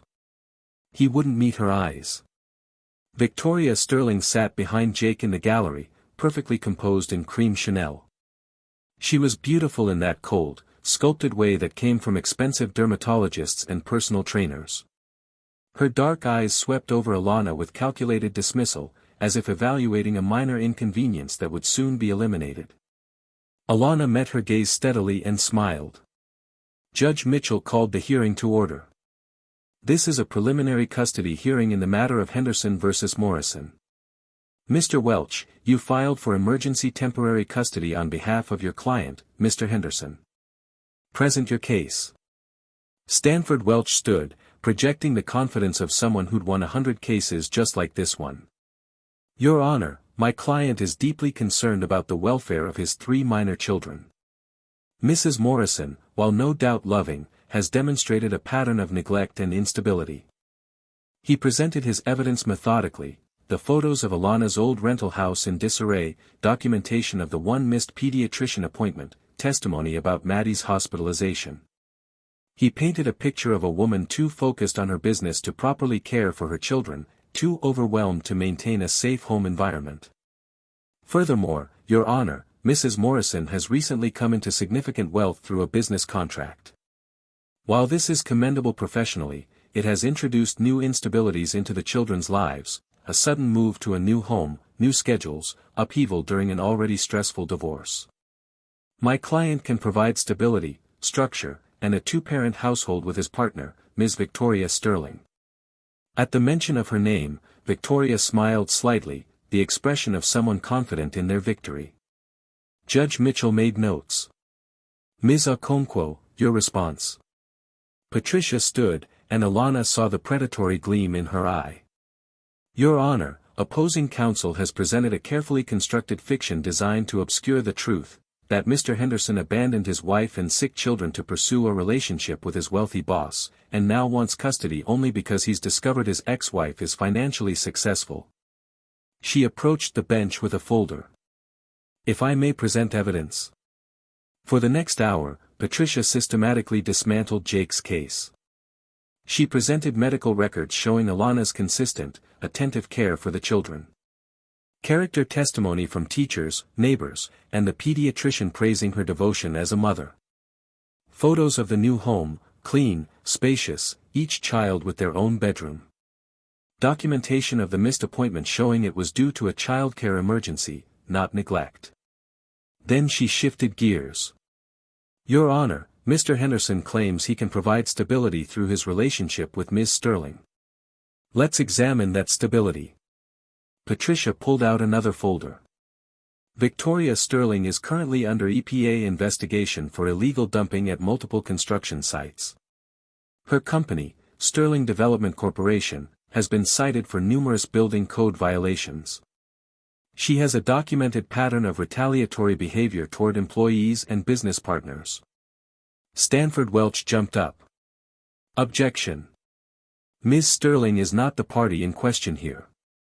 She's the proposed co-parent in a two-parent household, Your Honor. Her character and legal standing are absolutely relevant.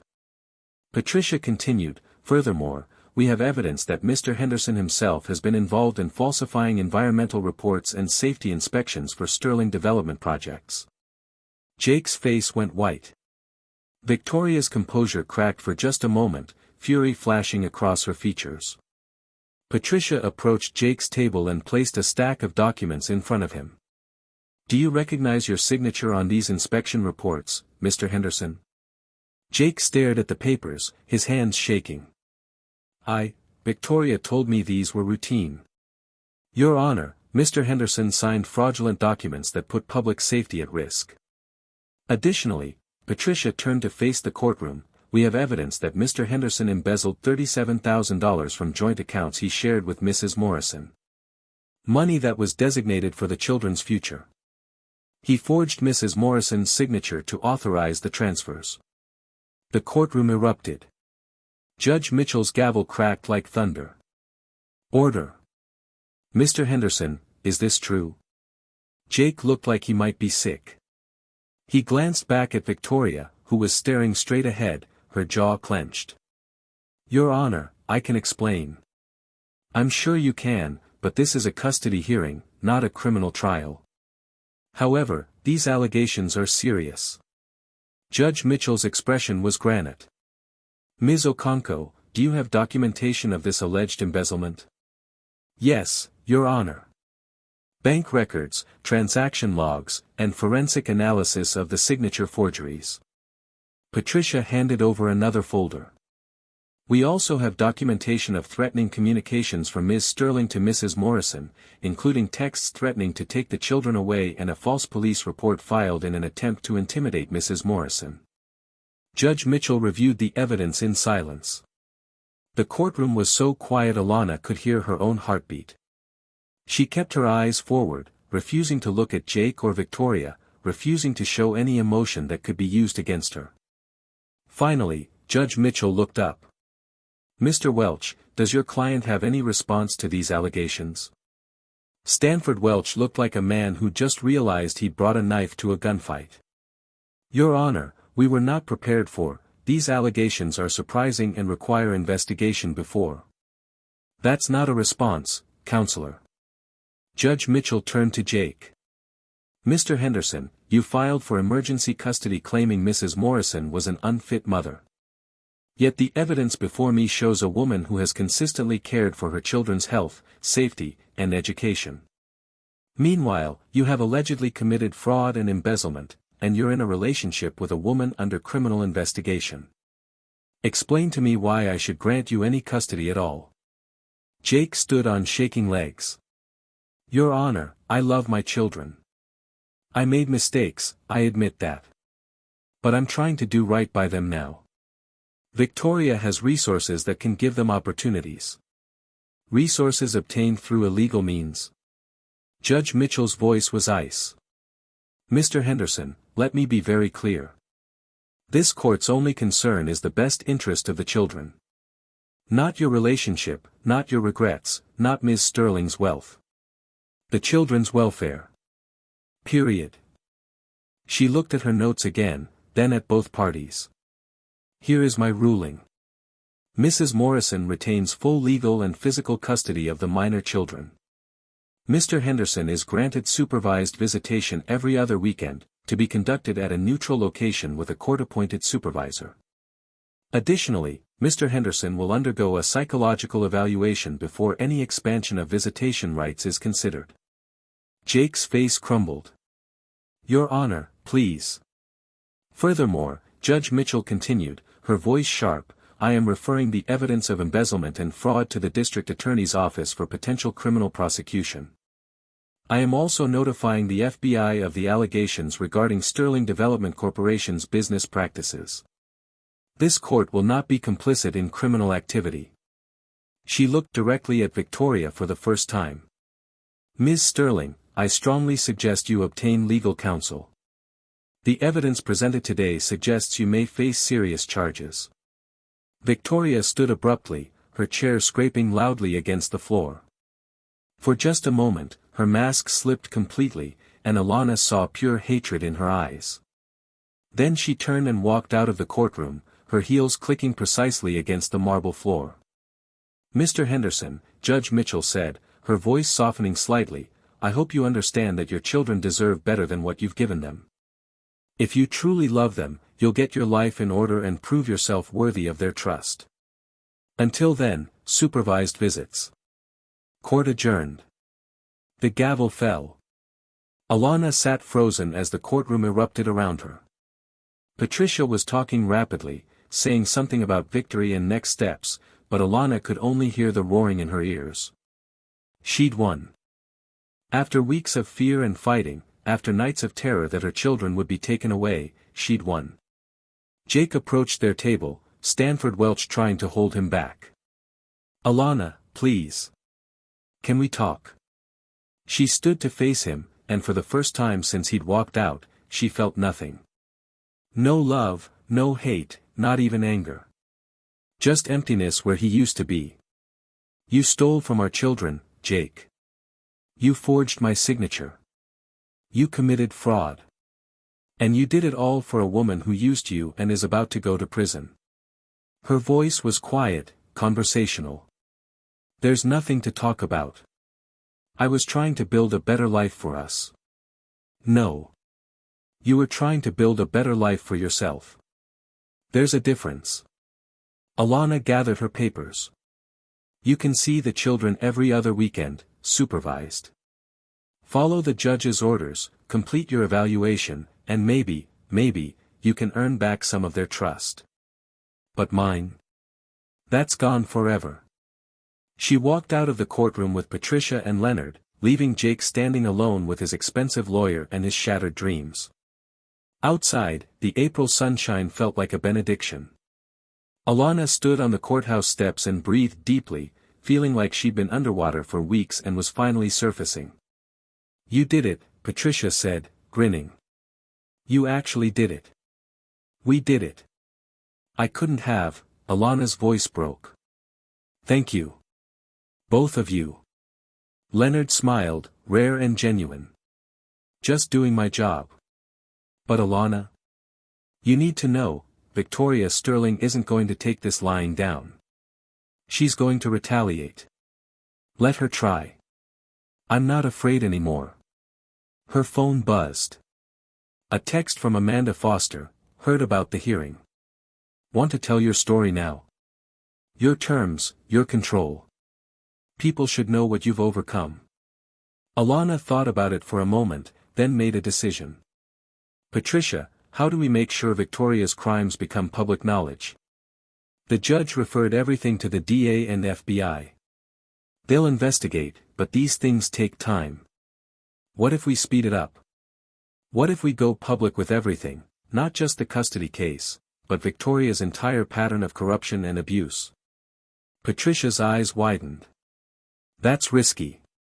If any of our evidence is questionable, she could sue for defamation. Everything Leonard found is documented, right? Court records, bank statements, employee testimony, EPA reports. Yes, but then it's not defamation.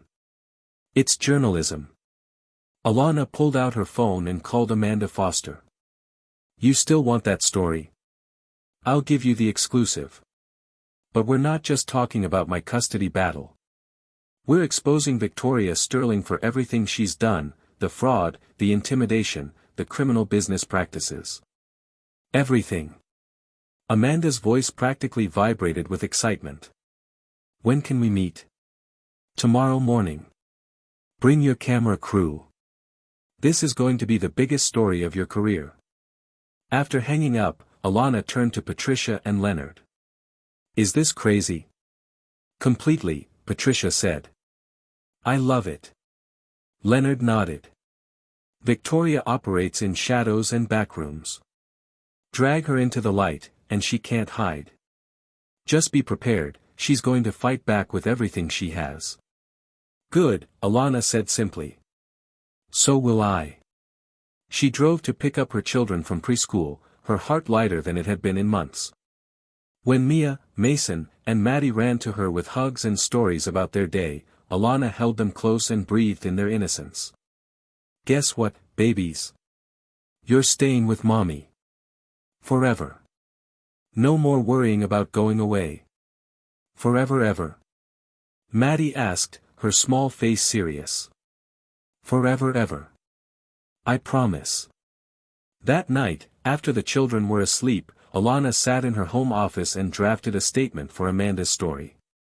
She detailed everything, the abandonment, the custody battle, the embezzlement, Victoria's threats and manipulation. She named names, provided dates, held nothing back.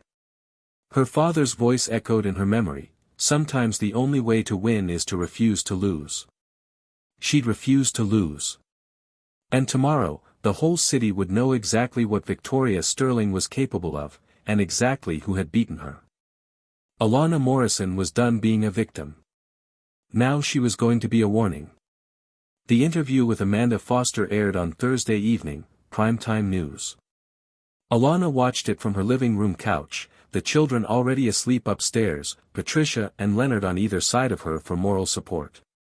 The segment opened with footage of Alana on the I-85 construction site, hard hat on, directing her crew with confidence and precision. Amanda's voiceover was compelling. Alana Morrison is living the American dream, a single mother who built a multi-million-dollar construction company from scratch and just won the largest federal contract ever awarded to a minority-owned business in Georgia.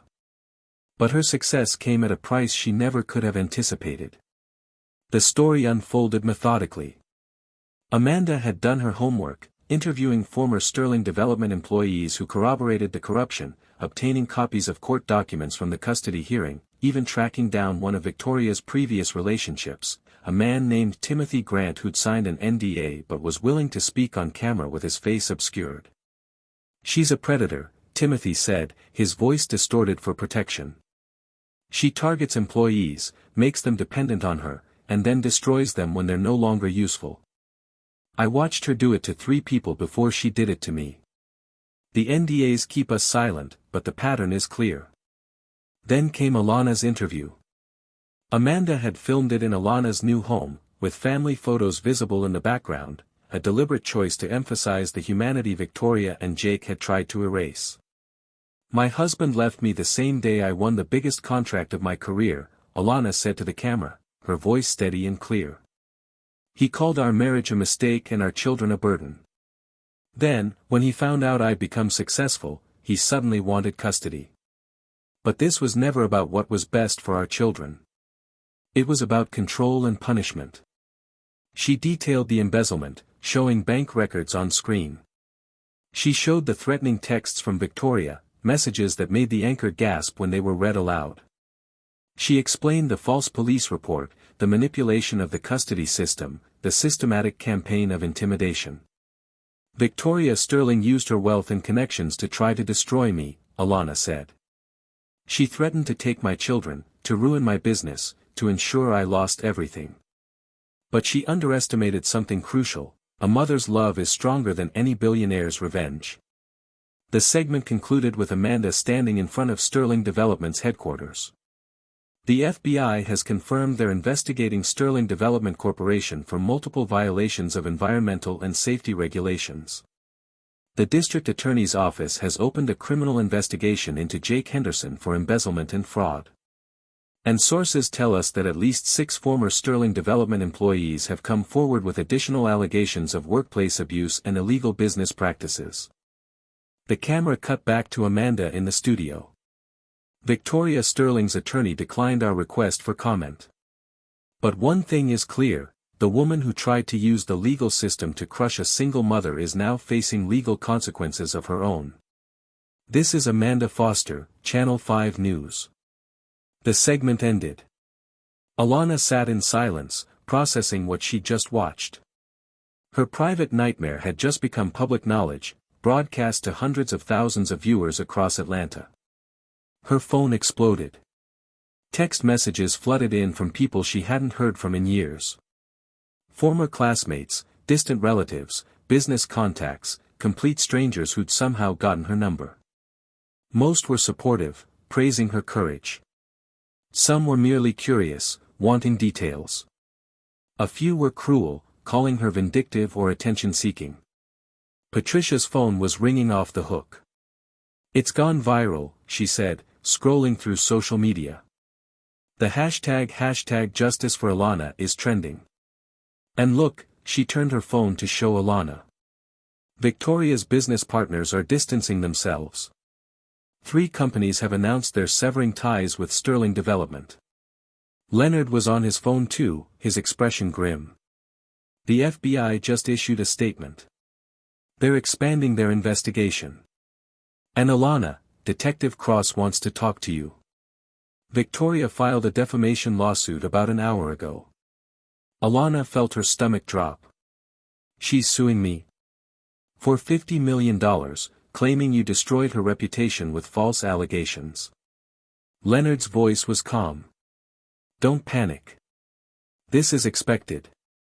She's wounded and desperate, so she's lashing out. But everything you said on camera is documented and true. The lawsuit won't go anywhere. But it ties me up in legal battles. Which will win? And which will keep Victoria's crimes in the public eye even longer? Patricia squeezed Alana's hand. This is good, actually. She's reacting exactly as we hoped. Every move she makes now just digs her hole deeper. The doorbell rang. Alana jumped, her nerves shot. Through the window, she saw news vans lining her street, reporters with cameras hovering near her property line. They found your address, Leonard said. I'll handle them. Don't go outside, don't answer the door, don't engage. Let them camp out if they want, they'll get bored eventually. He went outside to deal with the press while Alana and Patricia watched through the window. The reporters swarmed him with questions, but Leonard was a master at saying nothing while appearing cooperative. This is surreal, Alana whispered. Yesterday I was just trying to keep my kids. Now I'm a viral news story. You're a symbol, Patricia corrected. Every woman who's ever been underestimated, every single mother fighting an unfair system, every person who's been bullied by someone with more money and power, they're all seeing themselves in your story. That's powerful, Alana. That's change. Her phone rang. Unknown number, but she answered anyway. Mrs. Morrison. This is FBI Special Agent Denise Thompson. I'm heading the investigation into Sterling Development Corporation.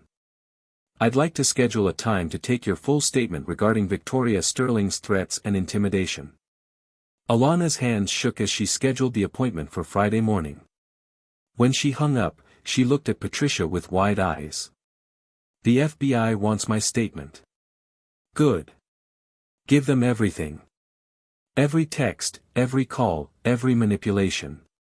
Help them build an airtight case. The next morning, Alana woke to find her story had made national news. CNN, MSNBC, Fox News, everyone was covering it. The narrative had expanded beyond a custody battle into a larger conversation about systemic inequality, the abuse of power, and corporate corruption. A segment on Good Morning America featured a family law expert discussing how wealthy defendants often manipulate the court system. What makes Alana Morrison's case remarkable, the expert said, is that she had the resources and determination to fight back. But how many women in similar situations don't have those resources? How many lose their children to abusers with better lawyers? Alana's business phone rang constantly. Contractors wanting to partner with Morrison Construction. Organizations requesting her as a speaker. A literary agent wanting to discuss a book deal. A producer from Los Angeles interested in optioning her story for a limited series. This is overwhelming, Alana told Patricia over coffee Friday morning, before her FBI appointment. I just wanted to keep my kids and run my business. Now I'm some kind of symbol. You can be both. But Alana, you need to be strategic about this. Your story has power, use it to help others. Start a foundation, become an advocate, turn your platform into something meaningful. Patricia leaned forward. Or don't. You've earned the right to just live your life quietly. But if you want to make a difference, now's your chance. The FBI interview lasted 4 hours. Special Agent Thompson was thorough, methodical, and clearly building a major case. She questioned Alana about every interaction with Victoria, every threat, every manipulation. She asked about Jake's involvement, about Sterling Development's business practices, about anything that might be relevant to the investigation. Mrs. Morrison, I want to be clear about something, Agent Thompson said as they concluded. Victoria Sterling is going to fight this investigation with everything she has. She'll use her lawyers, her connections, her money. She'll try to discredit witnesses, including you. This will get ugly before it gets better. Are you prepared for that? Alana thought of her children, sleeping peacefully in their own bedrooms in a home that was truly theirs. She thought of all the women who'd reached out since the interview aired, sharing their own stories of abuse and manipulation and custody battles against wealthy ex-partners. I'm prepared. But Agent Thompson? I'm not just a witness. I'm a mother who almost lost her children to a corrupt system. Whatever you need from me to make sure Victoria Sterling faces consequences, you have it. Agent Thompson smiled. That's what I was hoping you'd say. By Saturday, the fallout was accelerating. 3 Sterling Development board members resigned. 2 major investors pulled out. The company's stock, it had gone public 2 years ago, was in free fall. And Victoria herself had disappeared from public view, her lawyers issuing terse, no-comment, statements to every media inquiry. Jake called that afternoon. Alana almost didn't answer, but Patricia advised her to, and to record the conversation. Alana, what have you done? His voice was broken, desperate. The DA wants to press charges against me for the embezzlement. I could go to prison. You stole from your own children, Jake. What did you think would happen? I was trying to provide for my future, our future. There is no power, Jake. There hasn't been since you walked out. And you weren't providing for anyone but yourself. Alana's voice was flat, emotionless. You made choices. Now you face consequences. That's how the world works. Victoria told me those account transfers were legal. She said we were just reorganizing finances. And you believed her without question. You signed documents without reading them. You committed fraud and blamed it on your girlfriend. Alana laughed, bitter and harsh. Take responsibility for once in your miserable life. Please. Talk to the DA, tell them I didn't know. I'm not saving you, Jake. You're on your own." She hung up.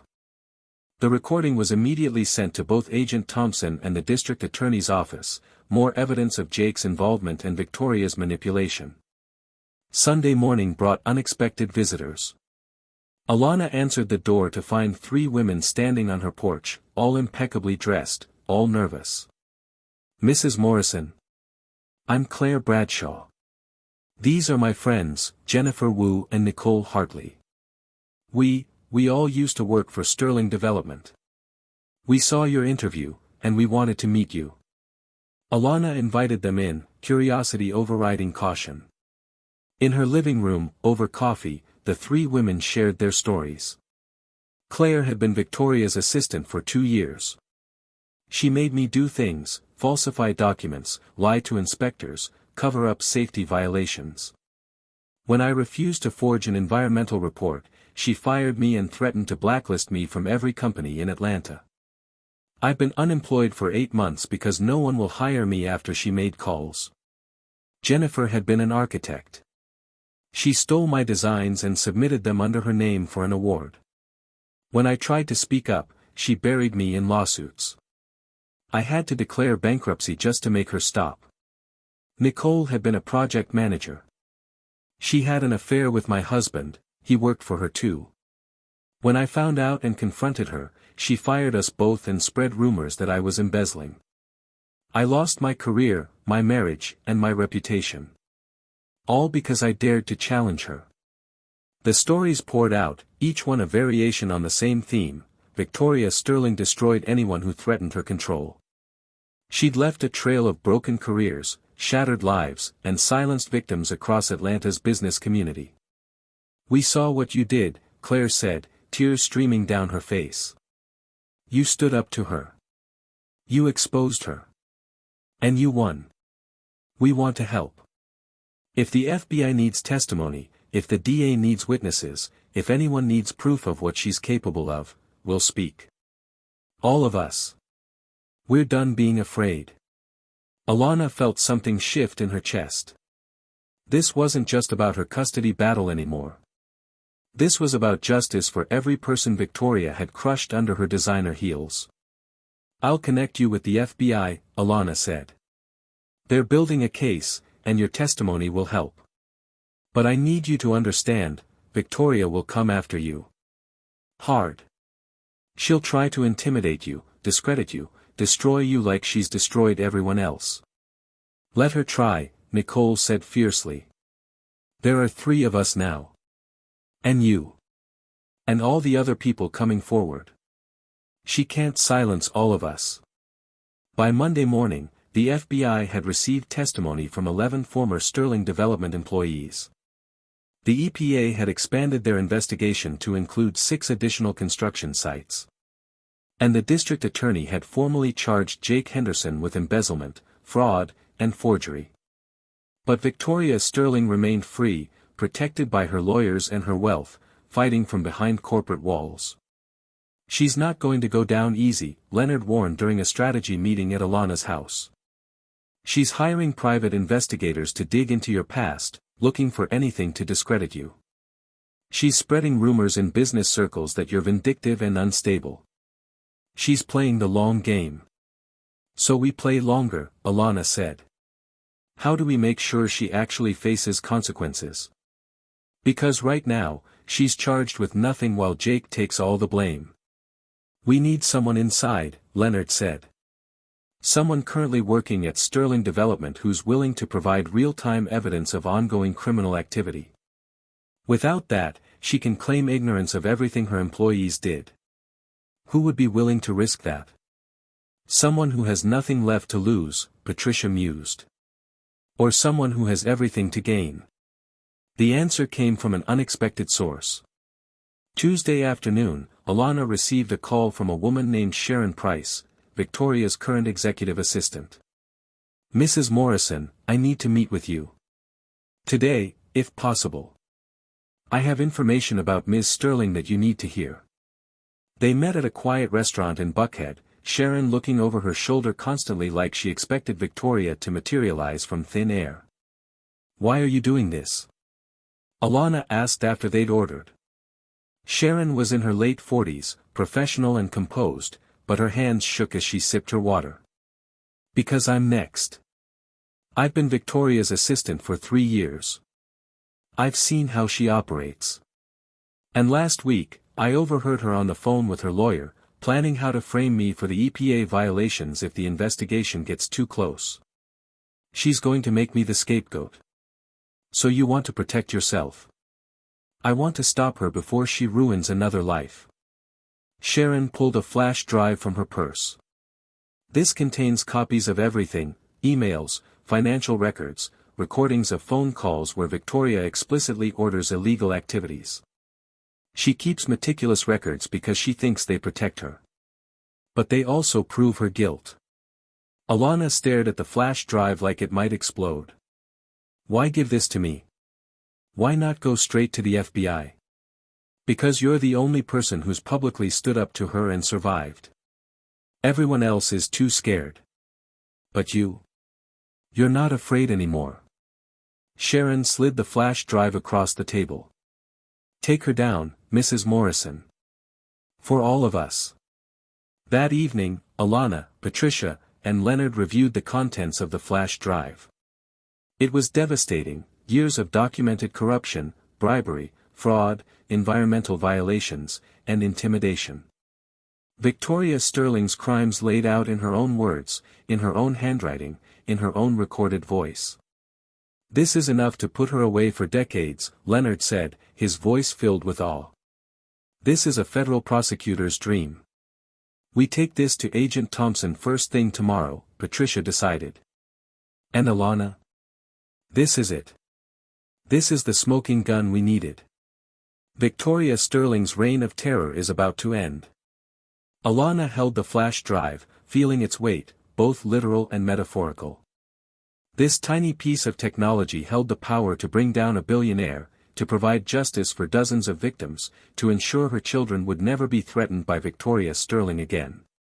Her father's voice whispered one last time, "Finish it, baby girl. Finish what you started." Tomorrow, Alana said quietly. Tomorrow, we end this. 3 months later, Alana stood in the ballroom of the Ritz-Carlton in downtown Atlanta, surrounded by 500 of the city's most influential business leaders, politicians, and philanthropists.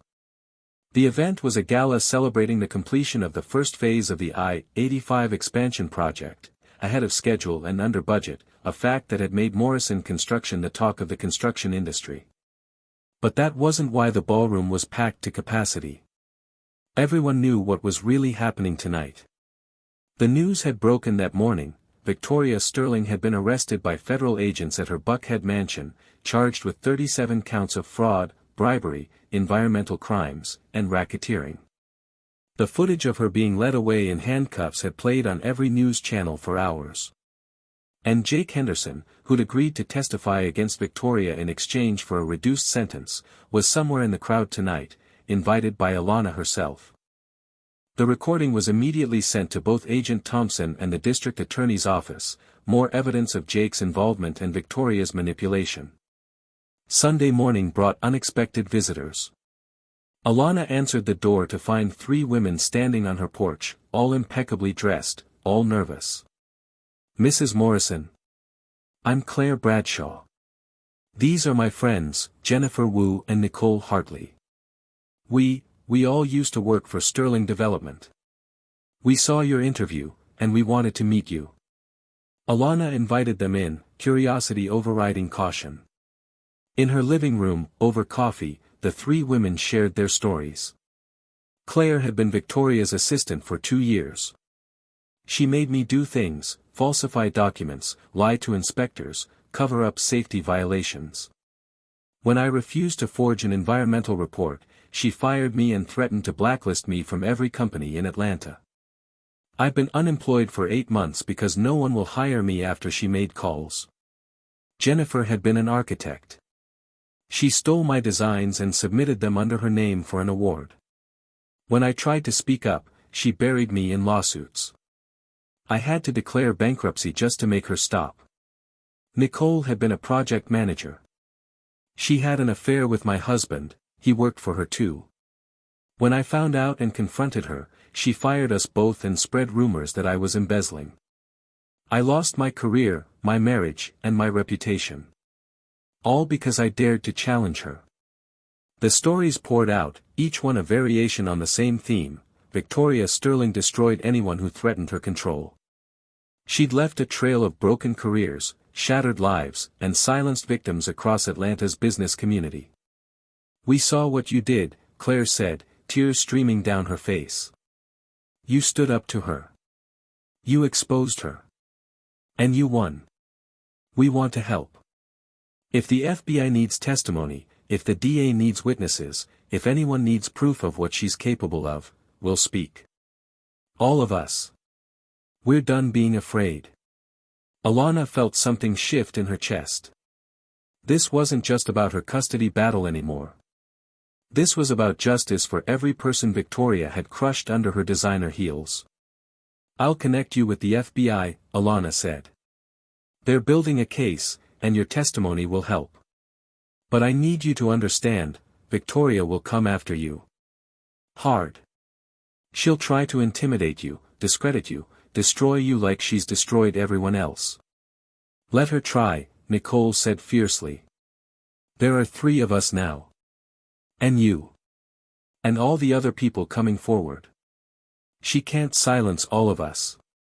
By Monday morning, the FBI had received testimony from 11 former Sterling Development employees. The EPA had expanded their investigation to include 6 additional construction sites. And the district attorney had formally charged Jake Henderson with embezzlement, fraud, and forgery. But Victoria Sterling remained free, protected by her lawyers and her wealth, fighting from behind corporate walls. "She's not going to go down easy," Leonard warned during a strategy meeting at Alana's house. "She's hiring private investigators to dig into your past, looking for anything to discredit you. She's spreading rumors in business circles that you're vindictive and unstable. She's playing the long game. So we play longer," Alana said. "How do we make sure she actually faces consequences? Because right now, she's charged with nothing while Jake takes all the blame." "We need someone inside," Leonard said. "Someone currently working at Sterling Development who's willing to provide real-time evidence of ongoing criminal activity. Without that, she can claim ignorance of everything her employees did." "Who would be willing to risk that?" "Someone who has nothing left to lose," Patricia mused. "Or someone who has everything to gain." The answer came from an unexpected source. Tuesday afternoon, Alana received a call from a woman named Sharon Price, Victoria's current executive assistant. "Mrs. Morrison, I need to meet with you. Today, if possible. I have information about Ms. Sterling that you need to hear." They met at a quiet restaurant in Buckhead, Sharon looking over her shoulder constantly like she expected Victoria to materialize from thin air. "Why are you doing this?" Alana asked after they'd ordered. Sharon was in her late 40s, professional and composed, but her hands shook as she sipped her water. "Because I'm next. I've been Victoria's assistant for 3 years. I've seen how she operates. And last week, I overheard her on the phone with her lawyer, planning how to frame me for the EPA violations if the investigation gets too close. She's going to make me the scapegoat. So you want to protect yourself. I want to stop her before she ruins another life." Sharon pulled a flash drive from her purse. "This contains copies of everything, emails, financial records, recordings of phone calls where Victoria explicitly orders illegal activities. She keeps meticulous records because she thinks they protect her. But they also prove her guilt." Alana stared at the flash drive like it might explode. "Why give this to me? Why not go straight to the FBI? Because you're the only person who's publicly stood up to her and survived. Everyone else is too scared. But you? You're not afraid anymore." Sharon slid the flash drive across the table. "Take her down, Mrs. Morrison. For all of us." That evening, Alana, Patricia, and Leonard reviewed the contents of the flash drive. It was devastating, years of documented corruption, bribery, fraud, environmental violations, and intimidation. Victoria Sterling's crimes laid out in her own words, in her own handwriting, in her own recorded voice. "This is enough to put her away for decades," Leonard said, his voice filled with awe. "This is a federal prosecutor's dream. We take this to Agent Thompson first thing tomorrow," Patricia decided.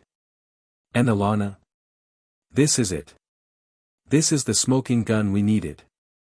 Victoria Sterling's reign of terror is about to end." Alana held the flash drive, feeling its weight, both literal and metaphorical.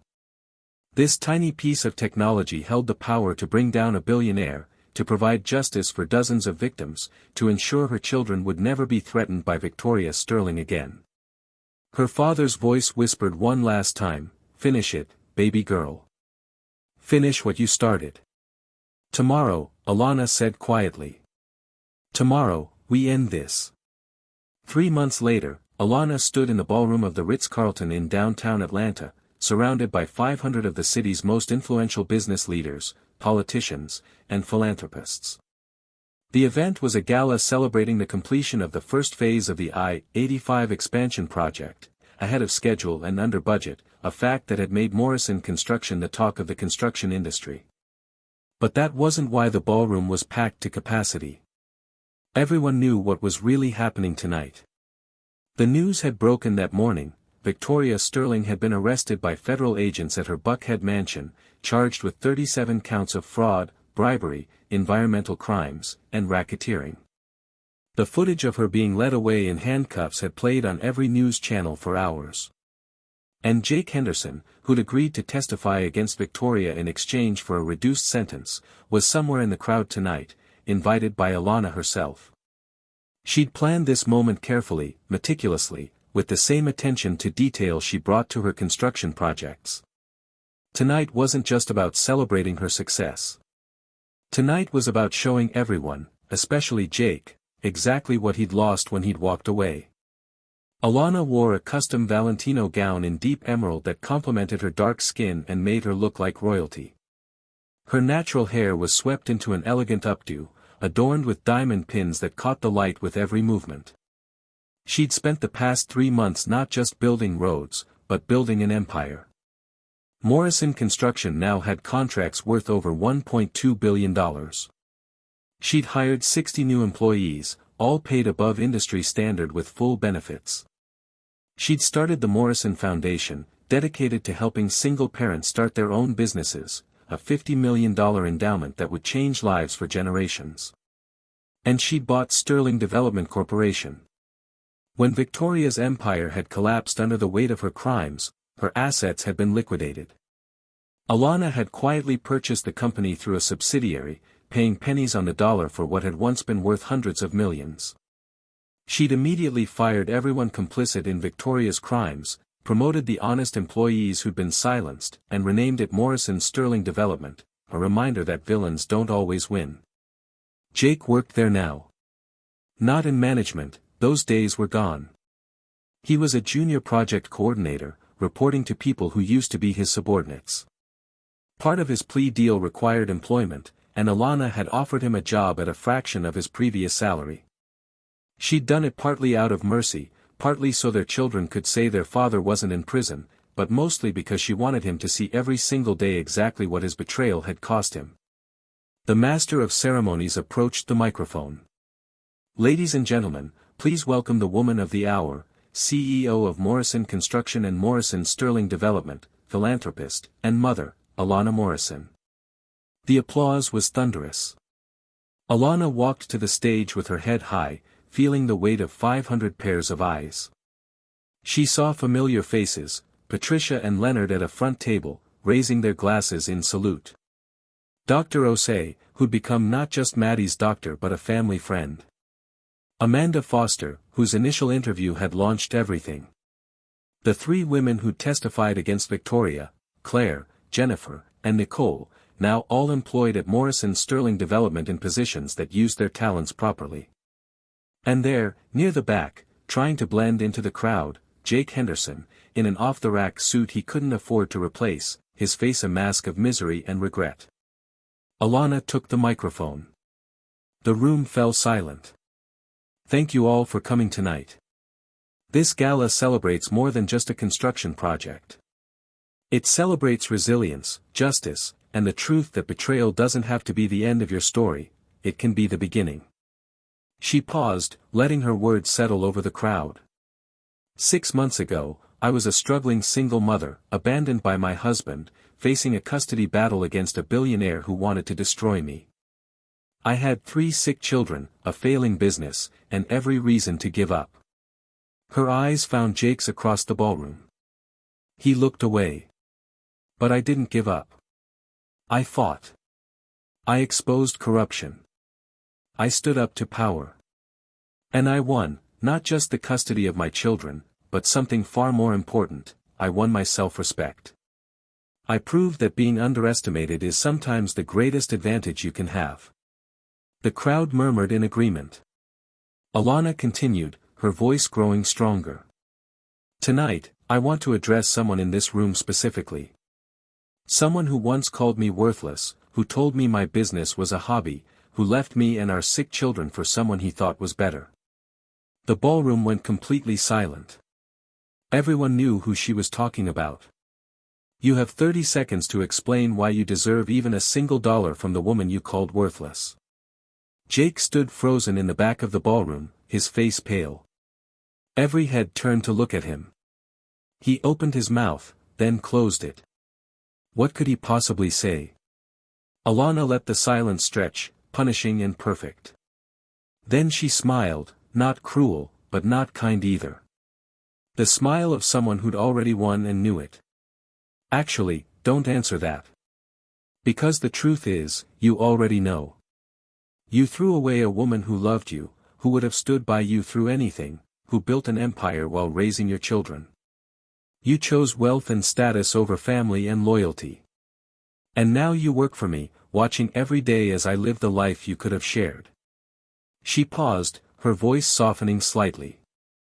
But here's what you didn't destroy, Jake, our children. Mia, Mason, and Maddie are thriving. They're healthy, happy, and surrounded by people who actually love them. They see their father every other weekend, and maybe someday, when you've proven yourself worthy of their trust, that can expand. But you don't get to take credit for their success. That belongs to them, and to the mother who never gave up on them. The ballroom erupted in applause. Jake stood alone in the back, tears streaming down his face, the physical embodiment of consequences. Alana continued her speech, talking about the Morrison Foundation, about opportunities for women in construction, about using success to lift others up rather than tear them down. But her message to Jake was complete. She'd said everything she needed to say, given him the public reckoning he deserved. After the speeches concluded, people swarmed Alana, congratulations, partnership offers, requests for interviews and appearances. She handled it all with grace and professionalism, the same woman who'd sat in a hospital room 6 months ago wondering how she'd pay the bills. Patricia appeared at her elbow, grinning. That was perfect. Absolutely perfect. Did you see his face? I saw. Alana scanned the crowd. Jake had disappeared, probably slipping out a side door to avoid further humiliation. Is it wrong that I feel nothing? Not satisfaction, not revenge, just empty where he used to be. That's called healing, honey. He doesn't get to occupy space in your heart anymore, not love, not hate, not anything. He's just a stranger who happens to father your children. Later that evening, after the gala ended and the crowds dispersed, Alana drove home through Atlanta's glittering streets. The city looked different now, not because it had changed, but because she had. She wasn't the desperate woman begging for mercy anymore. She was the woman who rewrote the rules. At home, Mrs. Patterson, who'd been promoted to full-time nanny with a salary that made her cry with gratitude, had the children ready for bed. Alana paid her generously and sent her home, then went upstairs to say goodnight to her babies. Mia's room first, painted purple with glow-in-the-dark stars on the ceiling. Mommy, you look like a princess. Thank you, baby. Did you have fun with Mrs. Patterson? Yes. We made cookies and watched Encanto. Mia hesitated, then asked quietly, "Did you see Daddy tonight?" "I did." "Is he sad?" Alana sat on the edge of Mia's bed, choosing her words carefully. "I think Daddy is learning some important lessons about his choices. But you know what? That's not your job to worry about. Your job is to be a kid, to be happy, to know that you're loved completely. I love you, Mommy. You're the best mommy in the whole world." Alana kissed her forehead. "I love you too, baby girl. Sweet dreams." Mason's room was next, filled with construction toys that were definitely influenced by his mother's career. He was already half asleep, clutching a toy bulldozer. "Night, Mommy," he mumbled. "Good night, my strong boy. I love you." Finally, Maddie's room, yellow and cheerful, with her asthma medications organized neatly on the dresser. The little girl who'd been so sick 6 months ago was now healthy and vibrant, her lungs clear, her future bright. "Mommy, when I grow up, can I build roads like you?" "You can build anything you want, baby. Roads, buildings, bridges, dreams, anything at all. I want to build dreams." Alana smiled, her heart so full it hurt. "Then that's exactly what you'll do." After all 3 children were asleep, Alana went to her home office and opened her laptop. Emails flooded in, business opportunities, speaking requests, congratulations from colleagues. But one email caught her attention, from an address she didn't recognize. "Dear Mrs. Morrison. You don't know me, but I was in the ballroom tonight. I'm going through a divorce. My husband left me for his secretary, and he's trying to take our daughter away because he has more money and better lawyers. I've been terrified. But watching you tonight, hearing your story, seeing what you've overcome, you gave me hope. You showed me that fighting back is possible, that bullies don't always win, that being underestimated can be an advantage. Thank you for being brave enough to share your story. Thank you for turning your pain into purpose. You've changed my life, and probably the lives of countless women you'll never meet. With gratitude. Jennifer S." Alana read the email 3 times, tears streaming down her face. This was why it had all mattered, not the money, not the revenge, not even the victory. It mattered because her story had given someone else the courage to fight. She typed a response, "Jennifer, you are stronger than you know. If you need resources, legal help, financial assistance, just someone to talk to, the Morrison Foundation is here for you. You are not alone. Keep fighting. You're worth it." Over the next hour, she responded to 17 similar emails. 17 women who'd found courage in her story, who were fighting their own battles against abusive ex-partners and corrupt systems. Her phone buzzed. A text from an unknown number, "I'm sorry. For everything. I know it doesn't matter now, but I want you to know I see clearly what I destroyed. You deserved better. Our children deserved better. I hope someday I can be worthy of even a fraction of your forgiveness. Jake." Alana stared at the message for a long moment. 6 months ago, she would have wanted this apology desperately. Now it felt like too little, far too late. She typed a response, "Your children deserve a father who shows up, follows through, and puts them first. Actions matter more than apologies. Prove yourself through how you live, not what you say." She sent it, then blocked the number. Jake had her work email if he needed to communicate about the children. She didn't need his guilt or his regrets cluttering her personal life. A knock at her office door. Patricia, who'd followed her home from the gala because they'd planned to debrief over wine. The FBI called. Victoria's pleading guilty to avoid trial. She's looking at 15 to 20 years federal prison, and she has to forfeit all her remaining assets. It's over, Alana. Completely over.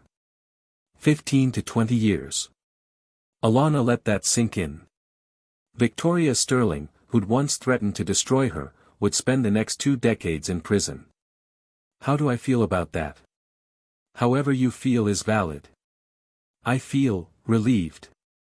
And sad, somehow. Not for her, she earned every consequence. But sad that it had to come to this. That she hurt so many people before someone finally stopped her. Patricia poured them both wine. You didn't just stop her, Alana. You dismantled her entire operation and built something better from the pieces. Morrison Sterling Development employs 200 people now, all treated fairly and paid well. The Morrison Foundation has already helped 12 single parents start their own businesses. You turned destruction into creation. They talked until midnight, reviewing the past 6 months like survivors processing trauma. The custody battle, the investigation, the arrests, the media storm, the business expansion, all of it had happened so fast, a whirlwind that had transformed Alana's entire existence. What's next? Patricia asked as she prepared to leave. You're a billionaire now. You could retire, travel the world, never work another day. I could, Alana agreed. But I won't. There's too much work to do. Too many roads to build, too many people to help, too many women who need to see that fighting back is possible. She smiled. Besides, my father didn't raise me to quit when things got comfortable. After Patricia left, Alana walked through her home, the home she'd bought with her own money, earned through her own talent and determination. She checked on her sleeping children one more time, breathing in their peace and innocence. In her bedroom, she changed out of the Valentino gown and into comfortable pajamas. She removed the diamond pins from her hair and washed off the professional makeup. In the mirror, she saw herself clearly, not a victim, not a revenge-driven warrior, just Alana Morrison. Mother. Businesswoman. Survivor. Thriver. Her phone lit up with a final notification.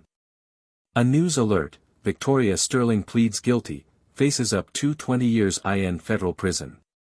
Former billionaire's empire completely dismantled. Alana read the headline, felt nothing but closure, and turned off her phone. She climbed into her bed, king-sized, with sheets that cost more than she used to make in a month, and thought about the journey that had brought her here. 6 months ago, she'd been abandoned, broke, and terrified. Tonight, she was powerful, successful, and finally at peace. Jake had left her for what he thought was a better life. Instead, he'd lost everything: his family, his career, his dignity, his freedom. He'd work for years to rebuild even a fraction of what he'd thrown away, and he'd do it knowing that his ex-wife had become everything he'd never be. Victoria had tried to crush her, to use wealth and power to make her disappear. Instead, she'd awakened a force she couldn't control, and now she'd spend decades in prison watching from behind bars as her former victim thrived. And Alana? She'd taken their betrayal, their cruelty, their absolute worst, and she'd transformed it into purpose. She'd become the hero of her own story, the mother her children deserved, the businesswoman her father knew she could be. As she drifted off to sleep, her last conscious thought was a promise to herself: she'd never let anyone make her feel worthless again. She'd never shrink herself to make someone else comfortable. She'd never apologize for her strength, her success, or her refusal to stay broken. Alana Morrison had been tested by fire, and she'd emerged as steel. Unbreakable. Unstoppable. Victorious. And she was just getting started. 5 years later, Forbes magazine featured Alana Morrison on its cover with the headline, "From Abandoned Wife $2 Billion Empire, How Alana Morrison Rewrote the Rules of Success." Morrison Construction had become one of the largest infrastructure companies in the Southeast. Morrison Sterling Development had expanded to 6 states. The Morrison Foundation had helped over 3,000 single parents start businesses. Mia, Mason, and Maddie, now 8 years old, were thriving in private school, each pursuing their own interests. Mia wanted to be an architect. Mason wanted to be an engineer. Maddie wanted to be a doctor who helped kids breathe better. Jake saw them every other weekend, supervised visits that had eventually expanded to unsupervised as he proved himself trustworthy. He'd completed therapy, worked hard at his job, and slowly rebuilt a relationship with his children. He would never be the father he should have been, but he was trying. That was something. Victoria Sterling was in year 3 of her federal sentence, forgotten by everyone except the victims she destroyed. Sometimes Alana thought about her, wondered if she'd learned anything in prison, if she regretted her choices, if she understood the lives she'd ruined. Mostly, though, Alana didn't think about her at all. Because Victoria Sterling no longer mattered. The woman who tried to destroy Alana Morrison had instead given her the greatest gift, the knowledge that she could survive anything, overcome anyone, and build an empire from the ashes of betrayal. And that knowledge was worth more than all the billions in the world. Wow, thank you so much for watching. Seriously, your support means the world to me. If you enjoyed this video, the biggest way you can show me love and encourage me to keep creating is to hit that like button and subscribe. Takes 1 second, but it makes a huge difference. Speaking of more videos, I've got another exciting one lined up for you. Just click on the next video showing right on your screen now to keep the fun going. See you there.